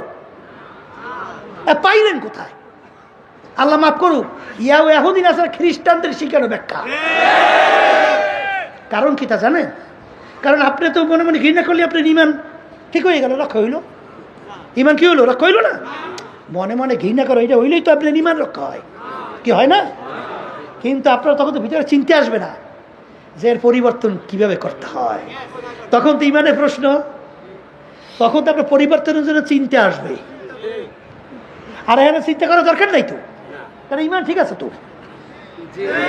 আসতে করে এই কথা ঠিক না? ঠিক। তাইলে মনে মনে পরিকল্পনা করতে থাকো কিভাবে পরিবর্তন ঘটানো যায়। কথা ঠিক না? ঠিক। এখন আপনি আমরু বিল মারুফ নাহিয়ানিল মুনকারটা বাদ দিলেন, আমরু বিল মারুফের ভিতরে খুব পাকা হইলেন, নাহিয়ানিল মুনকার এটা কি দিনের একটা অর্ধেক অংশ না? কথা কথা অর্ধেক অংশ না? না খালি অংশ একটা। উদখুলু ফিস-সিলমি কাফা। এর জন্যই তো আল্লাহ দোয়া করতেন, বুজুর্গি কি নেহি হামকো জরুরত, গোলাম আপনা বানালে খোদায়া। রব্বুল আলামিন ওই বুজুর্গি দরবেশি ও আমার লাগবে না, দয়াময় করে তুমি তোমার গোলাম হিসাবে কবুল করো। সুবহানাল্লাহ। এই জন্য আমার আব্বাজান রহমাতুল্লাহ বলতেন, বাজার এই বাংলাদেশের মধ্যে আল্লাহর জমিনে আল্লাহ দিন বাস্তবায়নের জন্যে আমার সাধ্য শক্তি অনুযায়ী চেষ্টা করতে হবে, এটাও ফরজ। এটাও কি? এই জন্য আমরা অনেক সময় বলি ইসলামী আন্দোলন বাংলাদেশ 1987 সালে প্রতিষ্ঠিত হয়েছে। কত এখন পর্যন্ত এই দলীয় ব্যানারে মার্কায় একটা এমপি আমাদের সংসদে গেছে? হ্যাঁ, অনেকে আমাদেরকে যে টিটকের ইমারে না পেপার পত্রিকায়, কেমন একটা দল যখন নির্বাচনে বা 100 দেয় বাজেয়াপ্ত। কি বাজেয়াপ্ত বুঝেন নাই? জামানত, মানে জামানত থাকে না, আমাদেরকে টিটকের ইমারে। আসলে গ্রামে একটা কথা আছে না, তারা তো আমাদেরকে, যে আমরা তো মনে মনে হাসি, কারণ আমাদের লক্ষ্য উদ্দেশ্য ওরা বোঝে নাই তো। আমরা তো ইবাদতের উদ্দেশ্যে রাজনীতি করি। অনেকে কিন্তু বিভিন্ন কায়দায় কায়দায় একটু কিছু এমপি কিছু মন্ত্রিত্বের জন্যে বিভিন্ন কায়দায় কিন্তু পরিবেশ তৈরি করে, চিন্তার পরিবেশ। আমি বলি চিন্তার, নাহলে বেয়াদবি হইছে তো, এর জন্য একটু মাঝে মাঝে বলি চিন্তার ব্যবধান। আসলে কে কোন জায়গায় কি জন্য করে, হুব্বুদ দুনিয়া রাসুকুল্লি খতিয়াতি, হ্যাঁ কিন্তু আমাদের অনেক জানা আছে। তো ওই শব্দটা বললেই ভালো, চিন্তার ব্যবধান। চিন্তার ব্যবধান হলো এই, আমরা চাইতেছি যে আমাদেরকে বারবার 53 বছর স্বাধীনতায় আমাদেরকে ওরা ব্যবহার করছে, সিঁড়ি হিসেবে ব্যবহার করে ওরা মসনদে যাওয়ার পরে ইসলাম নামক গাছটা আস্তে আস্তে বসে বসে কাটছে, মানে দুর্বল করছে। কথা ঠিক কিনা? আমরা ইসলামী আন্দোলন বাংলাদেশে আমাদের চিন্তা হলো যে না, আমাদেরকে আর ব্যবহার করতে না পারে, আমাদেরকে বোকা পাইয়ে বারবার ধোকা দিতে না পারে, এই ইসলামই হবে বাংলার জমিনের মধ্যে একটা বট বৃক্ষের চেয়েও মজবুত হয়ে বাংলাদেশের মধ্যে উঁচু মাথা করে দাঁড় হবে, বাতিলদের মস্তক হবে। এই হলো আমাদের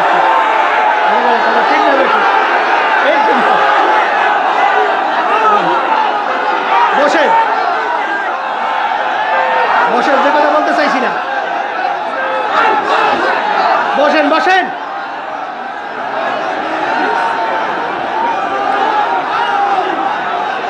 এই বসতে হবে তো, তাড়াতাড়ি বসতে হবে। আলহামদুলিল্লাহ। এই জন্য আমার ভাইদেরকে বলবো, পর্দা আলে মা বোনরা যারা শুনতেছেন, শোনেন, এই চিন্তার ব্যবধানতায় আল্লাহর রহমতে আপনাদের দোয়ায় এখন কিন্তু ইসলামী আন্দোলন বাংলাদেশ, এখন কিন্তু আল্লাহর রহমতে একটা ইসলামের পক্ষে আল্লাহ রাব্বুল আলামিন শক্তিশালী একটা অবস্থান বাংলার জমিনের ভিতরে তৈরি করছে। এখন যারাই নাকি বর্তমান পরিবেশে ক্ষমতায় যাওয়ার স্বপ্ন বা চিন্তা করে, আল্লাহর ইসলামী আন্দোলন বাংলাদেশকে বাইপাস কইরা চিন্তা করাটা একটু আল্লাহর রহমতে বাবাই লাগবে মনে হয়। আল্লাহর রহমতে আপনাদের বলে কথা ঠিক কিনা? আমি বলবো, এই রাজনীতি করি কিসের জন্য, কার জন্য? আল্লাহর রাজি খুশির জন্য। কথা ঠিক কিনা? কত অফার কত কায়দা তো আমি জানি, পরিষ্কার বলছি, ইসলামী আন্দোলন সে এনে নিয়ে আপনারা ভুল করছে, মনে করছে যে কিছু ওই এমপি টেপি নিয়ে এসে আমাদেরকে মনে করছে না, এ চিন্তা গুমরাস করে লাভ নাই। যেখানে দেশের কল্যাণ নাই, যেখানে ইসলামের কল্যাণ নাই, যেখানে মানবতার কল্যাণ নাই, সেখানে ইসলামী আন্দোলন বাংলাদেশ থাকবে না, থাকতে পারে না। আল্লাহর রহমতে বলেন কথা ঠিক কিনা? এখন আমার ভাইদেরকে বলবো, শোনেন, জমিন তো উর্বর হয়েছে। জমিন কি হয়েছে? এখন জমিন যদি ফাঁকা থাকে, সেখানে কি ফাঁকা থাকবে না আগাছা জন্মায়? কি জন্মায়? এখন জমিন ইসালি করা লাগবে না? এখন ইসলামের পক্ষে একটা পরিবেশ আল্লাহ তৈরি করছে। এখন এখানে যে পরিমাণ আল্লাহর বন্দার আল্লাহ জমা করছে, আমার তো ধারণা যদি আপনারা ঠিক মতো যদি দেশ বাড়িতে যাইয়া এই গরম থাকতে থাকতে যদি বেশি না 2 একদিন 3 দিন 1 সপ্তাহ যদি দাওয়াতে কাজ করে, মনে হয় বাংলাদেশ দাওয়াতে ছাপা। কথা ভুল বলছি না ঠিক বলছি না? এখান থেকে যাই চুপ করে বসে থাকলে হয়? আপনি যদি ইসলামকে মহব্বত করেন, আপনি যদি দেশকে ভালোবাসেন, আপনি যদি মানবতার পক্ষে যদি আপনার কল্যাণের চিন্তা করেন, তাহলে আপনি কি বসে থাকবেন? মাঠে পাল্লা দিচ্ছেন, এই পাল্লার ভিতরে একজনে চলে 20 ডিগ্রি, মানে পাওয়ার 20, আর আপনি সেখানে দৌড়েন পাওয়ার 1 বা পাওয়ার 10। কে বলছে আপনাকে মাঠে পাল্লা দিতে? কে বলছে? এই পাল্লা দেওয়া ধোকাবাজি না, বোকামি না? রাজনীতি ময়দান, এর কিন্তু এখানে পাল্লা পাল্লির ব্যাপার আছে। আসতে পারে পাল্লা পাল্লির ব্যাপার নাই। বিএনপি নামছে পাল্লা লইয়া, জামাতের নামছে পাল্লা লইয়া, এই জমিয়া সহ অন্যান্য নামছে পাল্লা লইয়া, এবং অন্যান্য আদার্স ইসলামী দল নামছে পাল্লা লইয়া, ইসলামী আন্দোলন নামছে পাল্লা লইয়া। হেরা দৌড়ে 100 ডিগ্রি, আর আপনি দৌড়াবেন 10 ডিগ্রি। এই পাল্লা দিতে বলছে কে? এমনকি পাল্লা দেব না থাকবে? আর তো আসতে বলে দেবেন না থাকবে? এই পাল্লায় জেতার জন্য আল্লাহর উপরে তাওয়াক্কুল কইরা কে কে নিয়ত করতে পারে? আল্লাহু আকবার, নারায়ে তাকবীর, নারায়ে তাকবীর। কবুল করেন। আলহামদুলিল্লাহ, আলহামদুলিল্লাহ, মাশাআল্লাহ। এখন বসেন, বসেন, বসে পড়েন, বসে পড়েন, দেরি করা যাবে না। বসেন, বসেন। যেই কথা বলতে চাইছিলাম, বসেন আল্লাহ বান্দারা, বসেন। সবচেয়ে বড় একটা ব্যাপার হলো, শোনেন শোনেন, সবচেয়ে বড় একটা মজার একটা ব্যাপার আছে। কির ব্যাপার বলেন? কিসের ব্যাপার? মজার ব্যাপারটা কি? এটা গুরুত্ব দিয়ে শুনতে হবে না? মজার ব্যাপারটা হলো, আল্লাহর রহমত আপনাদের দোয়ায় বাংলাদেশে অনেক রাজনৈতিক দল আছে, অনেক পীর মুরিদি আছে, অনেক খানকা আছে, কিন্তু মজার ব্যাপারটা হলো, যে কোনো রাজনৈতিক দল বলেন, যে কোনো খানকা বলেন, যা কিছু বলেন, যখনই নাকি বিভিন্ন জায়গায় যাইবেন, কিছু না কিছু প্রশ্ন উত্থাপিত হইতেই চায়। কিন্তু মজার ব্যাপারটা হলো, আল্লাহ রাব্বুল আলামিন আল্লাহর কুতুবদের ইখলাসের বদৌলত এবং তাদের এই ইখলাস দিয়ে চেষ্টা করায়, আল্লাহর খাস মেহেরবানিতে আপনি যেখানেই চরমনের এই দাওয়াতটা, মিশনটা নিয়ে আপনি হিন্দুর কাছে যাবেন, বৌদ্ধদের কাছে যাবেন, আপনি যে কোনো লোকের কাছে যাবেন, যাওয়ার সঙ্গে সঙ্গে মজার ব্যাপার হলো, কিলুকাল ছাড়া এটাকে ভালো বলে, এর যে মজা আর কিছু থাকতে পারে না। এরপরে যদি আপনার কাছে না বলে, এটা আমাদের দুঃখ। এই জোরে বলে কথা ঠিক না? এত সুযোগ পাইয়াও যদি এই সুযোগ আমরা কাজে না লাগাইতে পারি, এটা আমাদের জন্য কষ্ট, এটা আমাদের জন্য দুঃখ।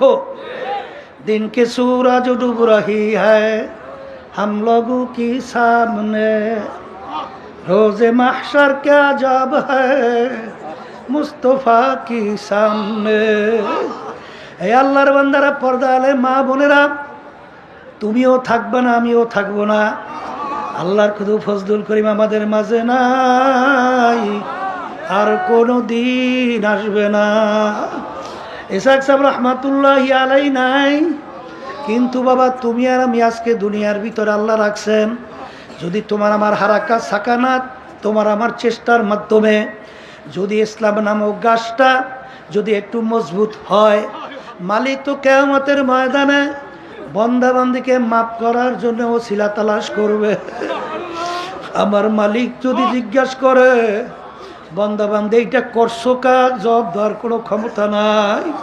এই জন্য আল্লাহর ওলিরা সাহাবায়ে কেরামরা বলতেন, মালিক হিসাবান ইয়াসীরা, দয়া মায়া করে আপনি আমাকে এমন হিসাব নেবেন, বান্দাবান্দি এইটা করছো মালিক, করছি, যা।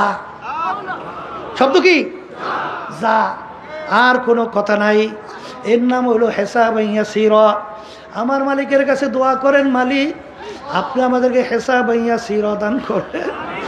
মালিক যদি আমাদেরকে ধইরা বসে, একটা ই রাখবে না, টিস্যু পেপার, এই 1200 বললে দেওয়া লাগে। এইভাবে যদি মালিক যদি আপনি ধইরা বসেন, আমাদের জবাবদার কারো ক্ষমতা নাই। এই জন্য আমার ভাইদেরকে বলবো, পর্দা আলে মা বোনদেরকে বলবো, আমার আব্বাজান রহমাতুল্লাহি আলাইহি একটা কথা বলতেন, বাজান দরমিয়ানে কারে দরিয়া তख्ता বন্ধন কর দাই, বাজবে কুই কিতামান তরমাল কুলু হুশিয়ারে মা। বাজান ধইরা বাইন্দা পানির ভিতরে ফালাইয়া দেয়। বাজান যদি জিজ্ঞাসা যদি বলা হয়, খবরদার কাপড় যেন না ভেজে। আরে তুমি বলতেও পারো না যে বান্দা ফালাইছো, কাপড় যেন কেমনে না ভেজবে, এই কথাও বলতে পারবা না। হ্যাঁ, আমাকে যখন বাইন্দা পানিতে ফালাইছে, হুকুম করছে আমার চেষ্টা করা কাপড় যেন না ভেজে। আমার চেষ্টা করলে তো যে আমাকে হুকুম করছে সে তো দেখে যে আসলে আর কোনো শক্তি নাই, কিন্তু আমার হুকুমটা কিভাবে পালন করছে, কিভাবে চেষ্টা করছে, এইটাই শুধু দেখা।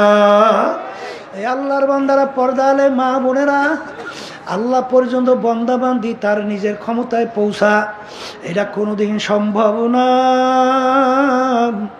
কিন্তু আল্লাহু ইউদাইফু লিমান ইয়াশা, আমার মালিক যার উপরে দয়া মায়া নজর আইসা যায়, ওই বন্দাবান্দির জন্য মুহূর্তে সব পায়। এই জন্য আমার বাজানদেরকে বলবো, পর্দা আলে মা বোনদেরকে বলবো, আমার মালিক তো শুধু তোমার আমার বাহ্যিক আমলের দিকে তাকাইয়া থাকে না, আমার মালিক তোমার অন্তরের দিকে তাকাইয়া থাকে, কলবের দিকে তাকাইয়া থাকে যে বান্দাবান্দির দিলের অবস্থা কি। আর সবসময় মালিকের কাছে দোয়া করা যে মালিক আপনি যদি দয়াময় করে আপনার কুদরতে কোলেটাই না জাগা না দেন, আমাদের কোনো উপায় নাই। এইভাবে বন্দা যখন সারেন্ডার হইয়া মাওলার কাছে সুপর্দ করে, ওই বন্দাবান্দির জন্য আমার মালিক যথেষ্ট হইয়া যায়। বাজার আমাদেরকে মালিক বানাইলেন তার ইবাদতের জন্য, অন্যান্য মাখলুকাতগুলো মালিক বানাইলেন তার আমাদের জন্য। আমার মালিক তাকাইয়া তাকাইয়া দেখে, বান্দাবান্দি আমি তোদেরকে বানাইলাম আমার ইবাদতের জন্য, অন্যান্য মাখলুকাত বানাইলাম তোদের জন্য। আমি তোর বিচার চাইয়া চাইয়া দেখি, তুই গাবি গরু পালু দুধ খাওয়ার জন্য, গাবিতে দুধ দেবে, বাচ্চা হবে, বংশ বিস্তার লাভ করবে। এখন বাচ্চাও দেয় না, দুধও দেয় না, তুই গরুটাকে শোয়াইলি, ছুরি ধার কইরা জবাই করলি, এরপর চামড়া খুইলা গোস্ত পাক করে নিজে আত্মীয় স্বজন নিয়ে খাইলি। খা বান্দাবান্দি, তোর এক কাজে লাগে না অন্য কাজে লাগাইলি, খা, তোর জন্যই আমি বানাইলাম। আম গাছ লাগাইলে আম খাওয়ার জন্য আম দেয় না, আমি তোর বিচার চাইয়া দেখি আম গাছ কাটলি, তক্তা তৈরি করলি, অন্ন দিয়া লাকড়ি তৈরি করলি, আগুন জ্বালালি, ভাত তরকারি পাক কইরা খাইলি। খা বান্দাবান্দি, আমি তোর জন্যই বানাইলাম। এক কাজে লাগে না অন্য কাজে তুই লাগাইয়া দিলি। এখন তোর বিচার তুই কর, তোকে আমি বানাইছিলাম আমার ইবাদতের জন্য। আমি তোর বিচার চাইয়া চাইয়া দেখি,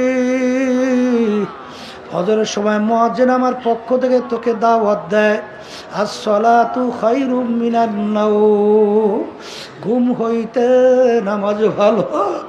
আমি তাকাইয়া দেখিলাম কম্বল পাইয়া তুই নাকটাই না মুড়া দিয়া তুই ঘুমাও।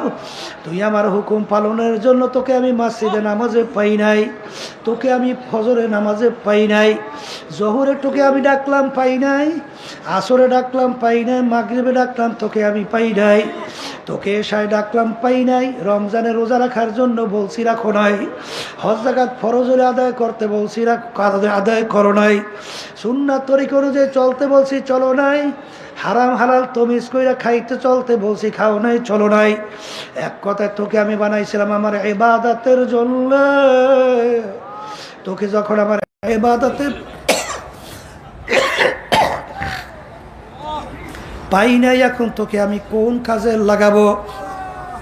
তোকে অন্য মানুষ জবাই কইরা খাবে, তাও তো আমি জায়েজ রাখি নাই। এখন তোর বিচার তুই কর,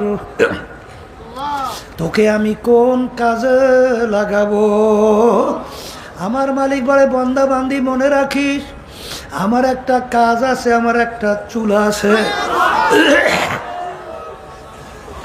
ওই চুলার নাম হলো জাহান্নাম। আল্লাহ আপনি আমাকে আমাদের সবাইকে মাফ করিয়া দিয়ে। আমার মালিক বলেন, ওরে ওরে খবিস, ওরে নাফরমান, আল্লাহু আল্লাহ জাহান্নাম আল্লাহ রাব্বুল আলামিন বানাইয়া ফেরেশতাদেরকে বললেন জাহান্নামের আগুন তেজ করো। কারণ আমার সমস্ত নেয়ামত ভোগ করে আমার হুকুম মানে নাই। আমি ওর বিচার চাইয়া চাইয়া দেখি, ওর বাড়ি আল্লাহু আকবার গাবি গরু পালে, বাচ্চাটা এক জায়গায় রাখে, গরুটাকে আর এক জায়গায় রাখে, রাস্তায় গভীরে বাচ্চাটার গলা শুকাইয়া আম্বা আম্বা কইয়া ডাকে। আরে গরু জানি কেমন উত্তর দেয়, বাচ্চারা আমার মালিক তোমাকে আমাকে বানাইছে বান্দাবান্দির জন্যে। বান্দাবান্দি ভোরবেলা দুধ দোহাইয়া নিয়ে যাবে, পরবর্তী যে যা থাকবে খাইয়া মালিকের শুকরিয়া আদায় করবি। আমার মালিক বলে, রে নেমো খারাম, বাচ্চাটাকে আমি দুধ না খাওয়াইয়া তোকে আমি খাওয়াইলাম, কারণ তোর জন্যই আমি বানাইছি। এ বান্দাবান্দি, তোর বাড়িতে মেহমান আসছে, মুরগি গোশ খাওয়ানো লাগবে, কোথায় মুরগি তালাশ কইরা পাও না। আমি তোর বিচার চাইয়া দেখি মুরগি বাচ্চা নিয়ে নামছে, তুই থাবা দিয়া মুরগিটাকে ধরলি, বাচ্চা মা হারা বাচ্চাগুলো চেউ চেউ কইরা কান্দে, মা হারা বাচ্চাগুলো চেউ চেউ কইরা কান্দে। আরে তুই তো মুরগিটাকে ধইরা ছুরির ভিতরে দিয়া জবাই দিয়া তারপর তুই গোশত পাক করে মেহমান নিয়া খাইলি। খা বান্দা বান্দি, আমি তোর জন্যই বানাইলাম। আখারে আরে ফেরেশতারা, এই আগুনে হবে না, আগুন আরো তেজ করো। 1000 বছর পর্যন্ত আগুন তেজ করতে করতে হাত্তা মাররাত, আগুন একেবারে লাল হইয়া গেল, লাল লাল টক টক করে লাল হইয়া গেল। আমার মালিক বলে আগুনে হবে না, আগুন আরো তেজ করো। আমি ওর বিচার চাইয়া চাইয়া দেখি, এই আগুনে হবে না, ওর জন্য আগুন আরো তেজ করো। আবার 1000 বছর পর আগুন তেজ করতে করতে আগুন আকারে সাদা দবদবে হয়ে গেল। এই আগুনে হবে না, আরো তেজ করো। 1000 বছর পর্যন্ত আগুন তেজ করতে করতে হাত্তা সোয়াদ্দাত, আগুন একেবারে কালো অন্ধকার হইয়া গেল। জাহান্নামের আগুন এখন এরকম কালো অন্ধকার অবস্থায় আছে। এখন এই আগুন কেমন তেজের আগুন! আমার মালিক কোরআনুল কারীমের ভিতরে বলেন, নারুল্লাহিল মুকাদাতুল্লাতী তাত্তালিউ আলাল আফইদা, জাহান্নামের আগুন এমন তেজের হবে, শরীরের যে কোনো জায়গায় লাগার সঙ্গে সঙ্গে ওই আগুন কলিজা পর্যন্ত পৌঁছে যাবে। আল্লাহ আপনি আমাকে আমাদের সবাইকে মাফ করিয়া দিয়ে। এই জন্য আমার ভাষানদেরকে বলবো, পর্দারে মা বোনদেরকে বলবো, আবার এই পাশের মাইকে শব্দটা আবার কমাইছে, আল্লাহু আল্লাহ। ভাষানদেরকে বলবো, নারুল্লাহিল মুকাদাতুল্লাতী তাত্তালিউ আলাল আফইদা, জাহান্নামের আগুন এমন তেজের হবে, শরীরে যে কোনো জায়গা লাগার সঙ্গে সঙ্গে কলিজা পর্যন্ত পৌঁছবে। আল্লাহ আপনি আমাকে আমাদের সবাইকে মাফ করিয়া দিয়ে। হে বড় লোক আমার বাবারা, হে ধনী আমার বাবারা, হে আরাম প্রিয় আমার বাবারা, হে সম্পদের মালিক আমার বাবারা, ভালো কইরা বুঝাও, আমার মালিক দুনিয়ার মধ্যে তুলাগুলো কেন বানাইলো? তুলা তো কোনো মানুষকেও খাইতে দেয় নাই, গরু ছাগলকেও খাইতে দেয় নাই। তুলাগুলো মালিক কেন বানাইলো? আমার মালিক বড় শখ কইরা বন্দাবান্দি বানাইছে। আরে বন্দাবান্দি আমার বড় আউসের বন্দা। তোরা যখন ঘুমাইয়া মাথা ভাঙ্গা জমিনে পড়বে, আমার দেখা কুদরতি পরাণে সহ্য হয় না। আমি গাছের ভিতরে তুলা দিলাম, পারবি বালিশ বানাবি, ল্যাব বানাবি, তোষক বানাবি, তুই তোষকে ঘুমাবি। ল্যাব তুই গায়ের ভিতরে ঠান্ডায় দিয়া, বালিশ মাথার নিচে দিয়া তুই যখন ঘুমাবি, আমি দেখব আমার কুদরতি কলিজারা ঠান্ডা হইয়া যাবে। আমি তোর বিচার চাইয়া দেখি, সেই ল্যাব কম্বল মোড়া দিয়া ঘুমাও, তোকে আমি নামাজে পাই না। কিন্তু বন্দাবান্দি মনে রাখিস, তোদের জন্য আমি জাহান্নামের মধ্যে ল্যাব তোষকের ব্যবস্থা করছি।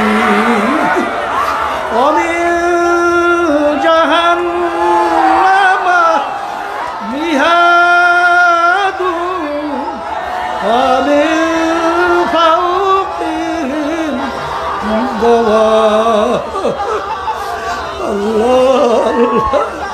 জাহান্নামের ভিতরে আমি ল্যাব তোষকের ব্যবস্থা রাখছি। আমি ফেরেশতাদেরকে বলবো, ফেরেশতারা জাহান্নামীদেরকে, নাফরমানদেরকে জাহান্নামে তোষকে শোয়াইয়া দাও। এরপর ওদের গায়ের ভিতরে জাহান্নামের ল্যাবটা উঠাইয়া দাও। এরপর ল্যাব তোষকের চতুর্পাশ দিয়ে আটকাইয়া দাও। এরপর ল্যাব তোষকের চতুর্দিক দিয়ে জাহান্নামের আগুন ধরাইয়া দাও। আল্লাহু আল্লাহ। ভালো করে মনকে বুঝাও, দুনিয়ার ভিতরে মানুষ কষ্ট সহ্য করতে না পারলে মানুষ মারা যায়, কিন্তু আল্লাহ রাব্বুল আলামিন বলেন, আল্লাহ আল্লাহ কুল্লামা নাদিজাত জুলুদুহুম বাদদালনাহুম জুলুদান গায়রাহা। আমার মালিক বলেন, জাহান্নামের আগুনে জ্বলতে জ্বলতে ওদের শরীরের চামড়া শরীর থেকে পৃথক হইয়া জমিনের ভিতরে ধারাস কইরা পইরা যাবে।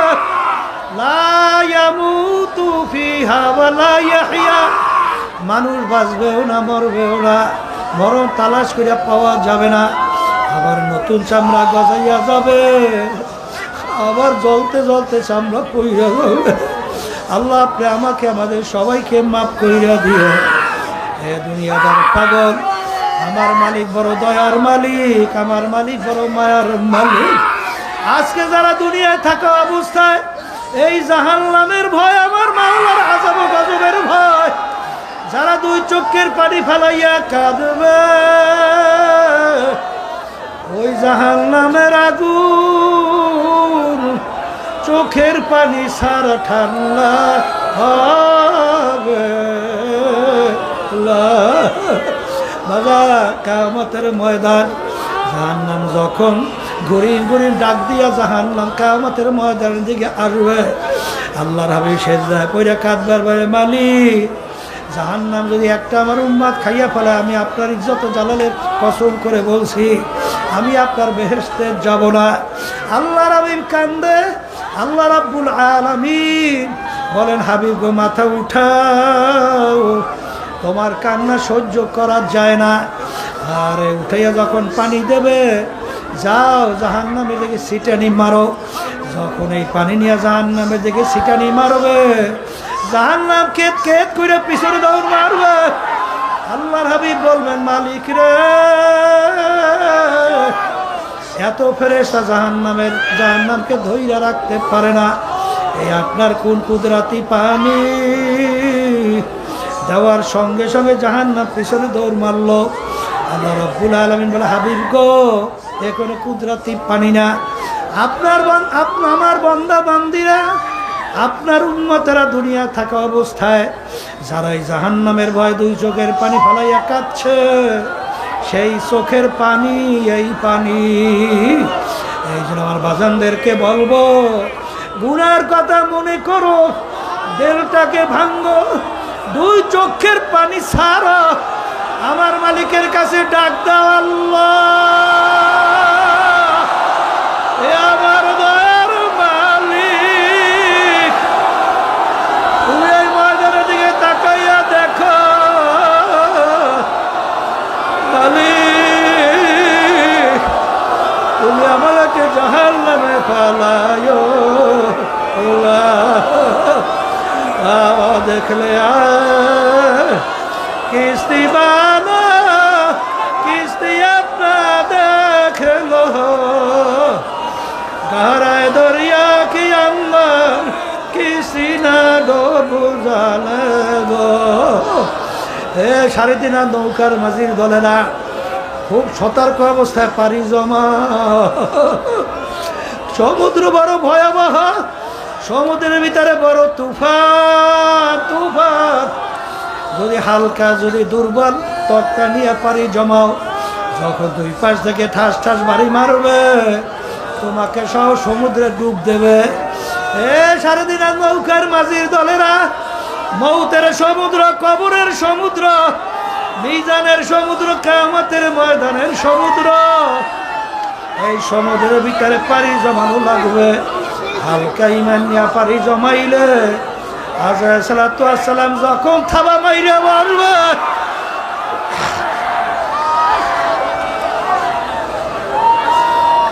ওই থাবায় হালকা ইমান টেকবেও না, আর বুঝি আমার মাসুক মাওলাকেও পাওয়া যাবে না। এই জন্য আমার বাজানদেরকে বলবো, আগামী দিন এই মজলিস কিন্তু আর থাকবে না। পুরা দিনের ভিতরে ঢোকার নিয়াত করো, সুন্নাহ তরিকা চলার নিয়াত করো, আল্লাহর হুকুম নবীর তরিকা অনুযায়ী চলেন। আমি আপনাদের জন্য দোয়া করি, দোয়া চাই, মালিক যেন পুরা দিনের ভিতরে ঢুইকা কবরে যাওয়ার তৌফিক দান করে। এখন মন একটু একটু মাওলাকে ডাকো, যখন লাভ হইলে মাথা ডান দিকে ঘুরাও, খেয়াল করো, আরে দিলের ভিতর থেকে সমস্ত গায়রুল্লাহকে ফালাও। এরপরে ইল্লাল্লাহ, আল্লাহ বাদে কেহ মাবুদ নাই। এরপরে ইল্লাল্লাহ যখন বলবো আমার কলবে আল্লাহই আছে, আল্লাহ আল্লাহ বলবা নাকি এবং কবলে মাঝখানে ঠালা জায়গা, আল্লাহ আমার দিকে চাইয়াছে, বলতে বন্ধু আমাকে বোলাও কা। এই খেয়ালে একটু মাওলার জিকির করো, লা ইলাহা ইল্লাল্লাহ।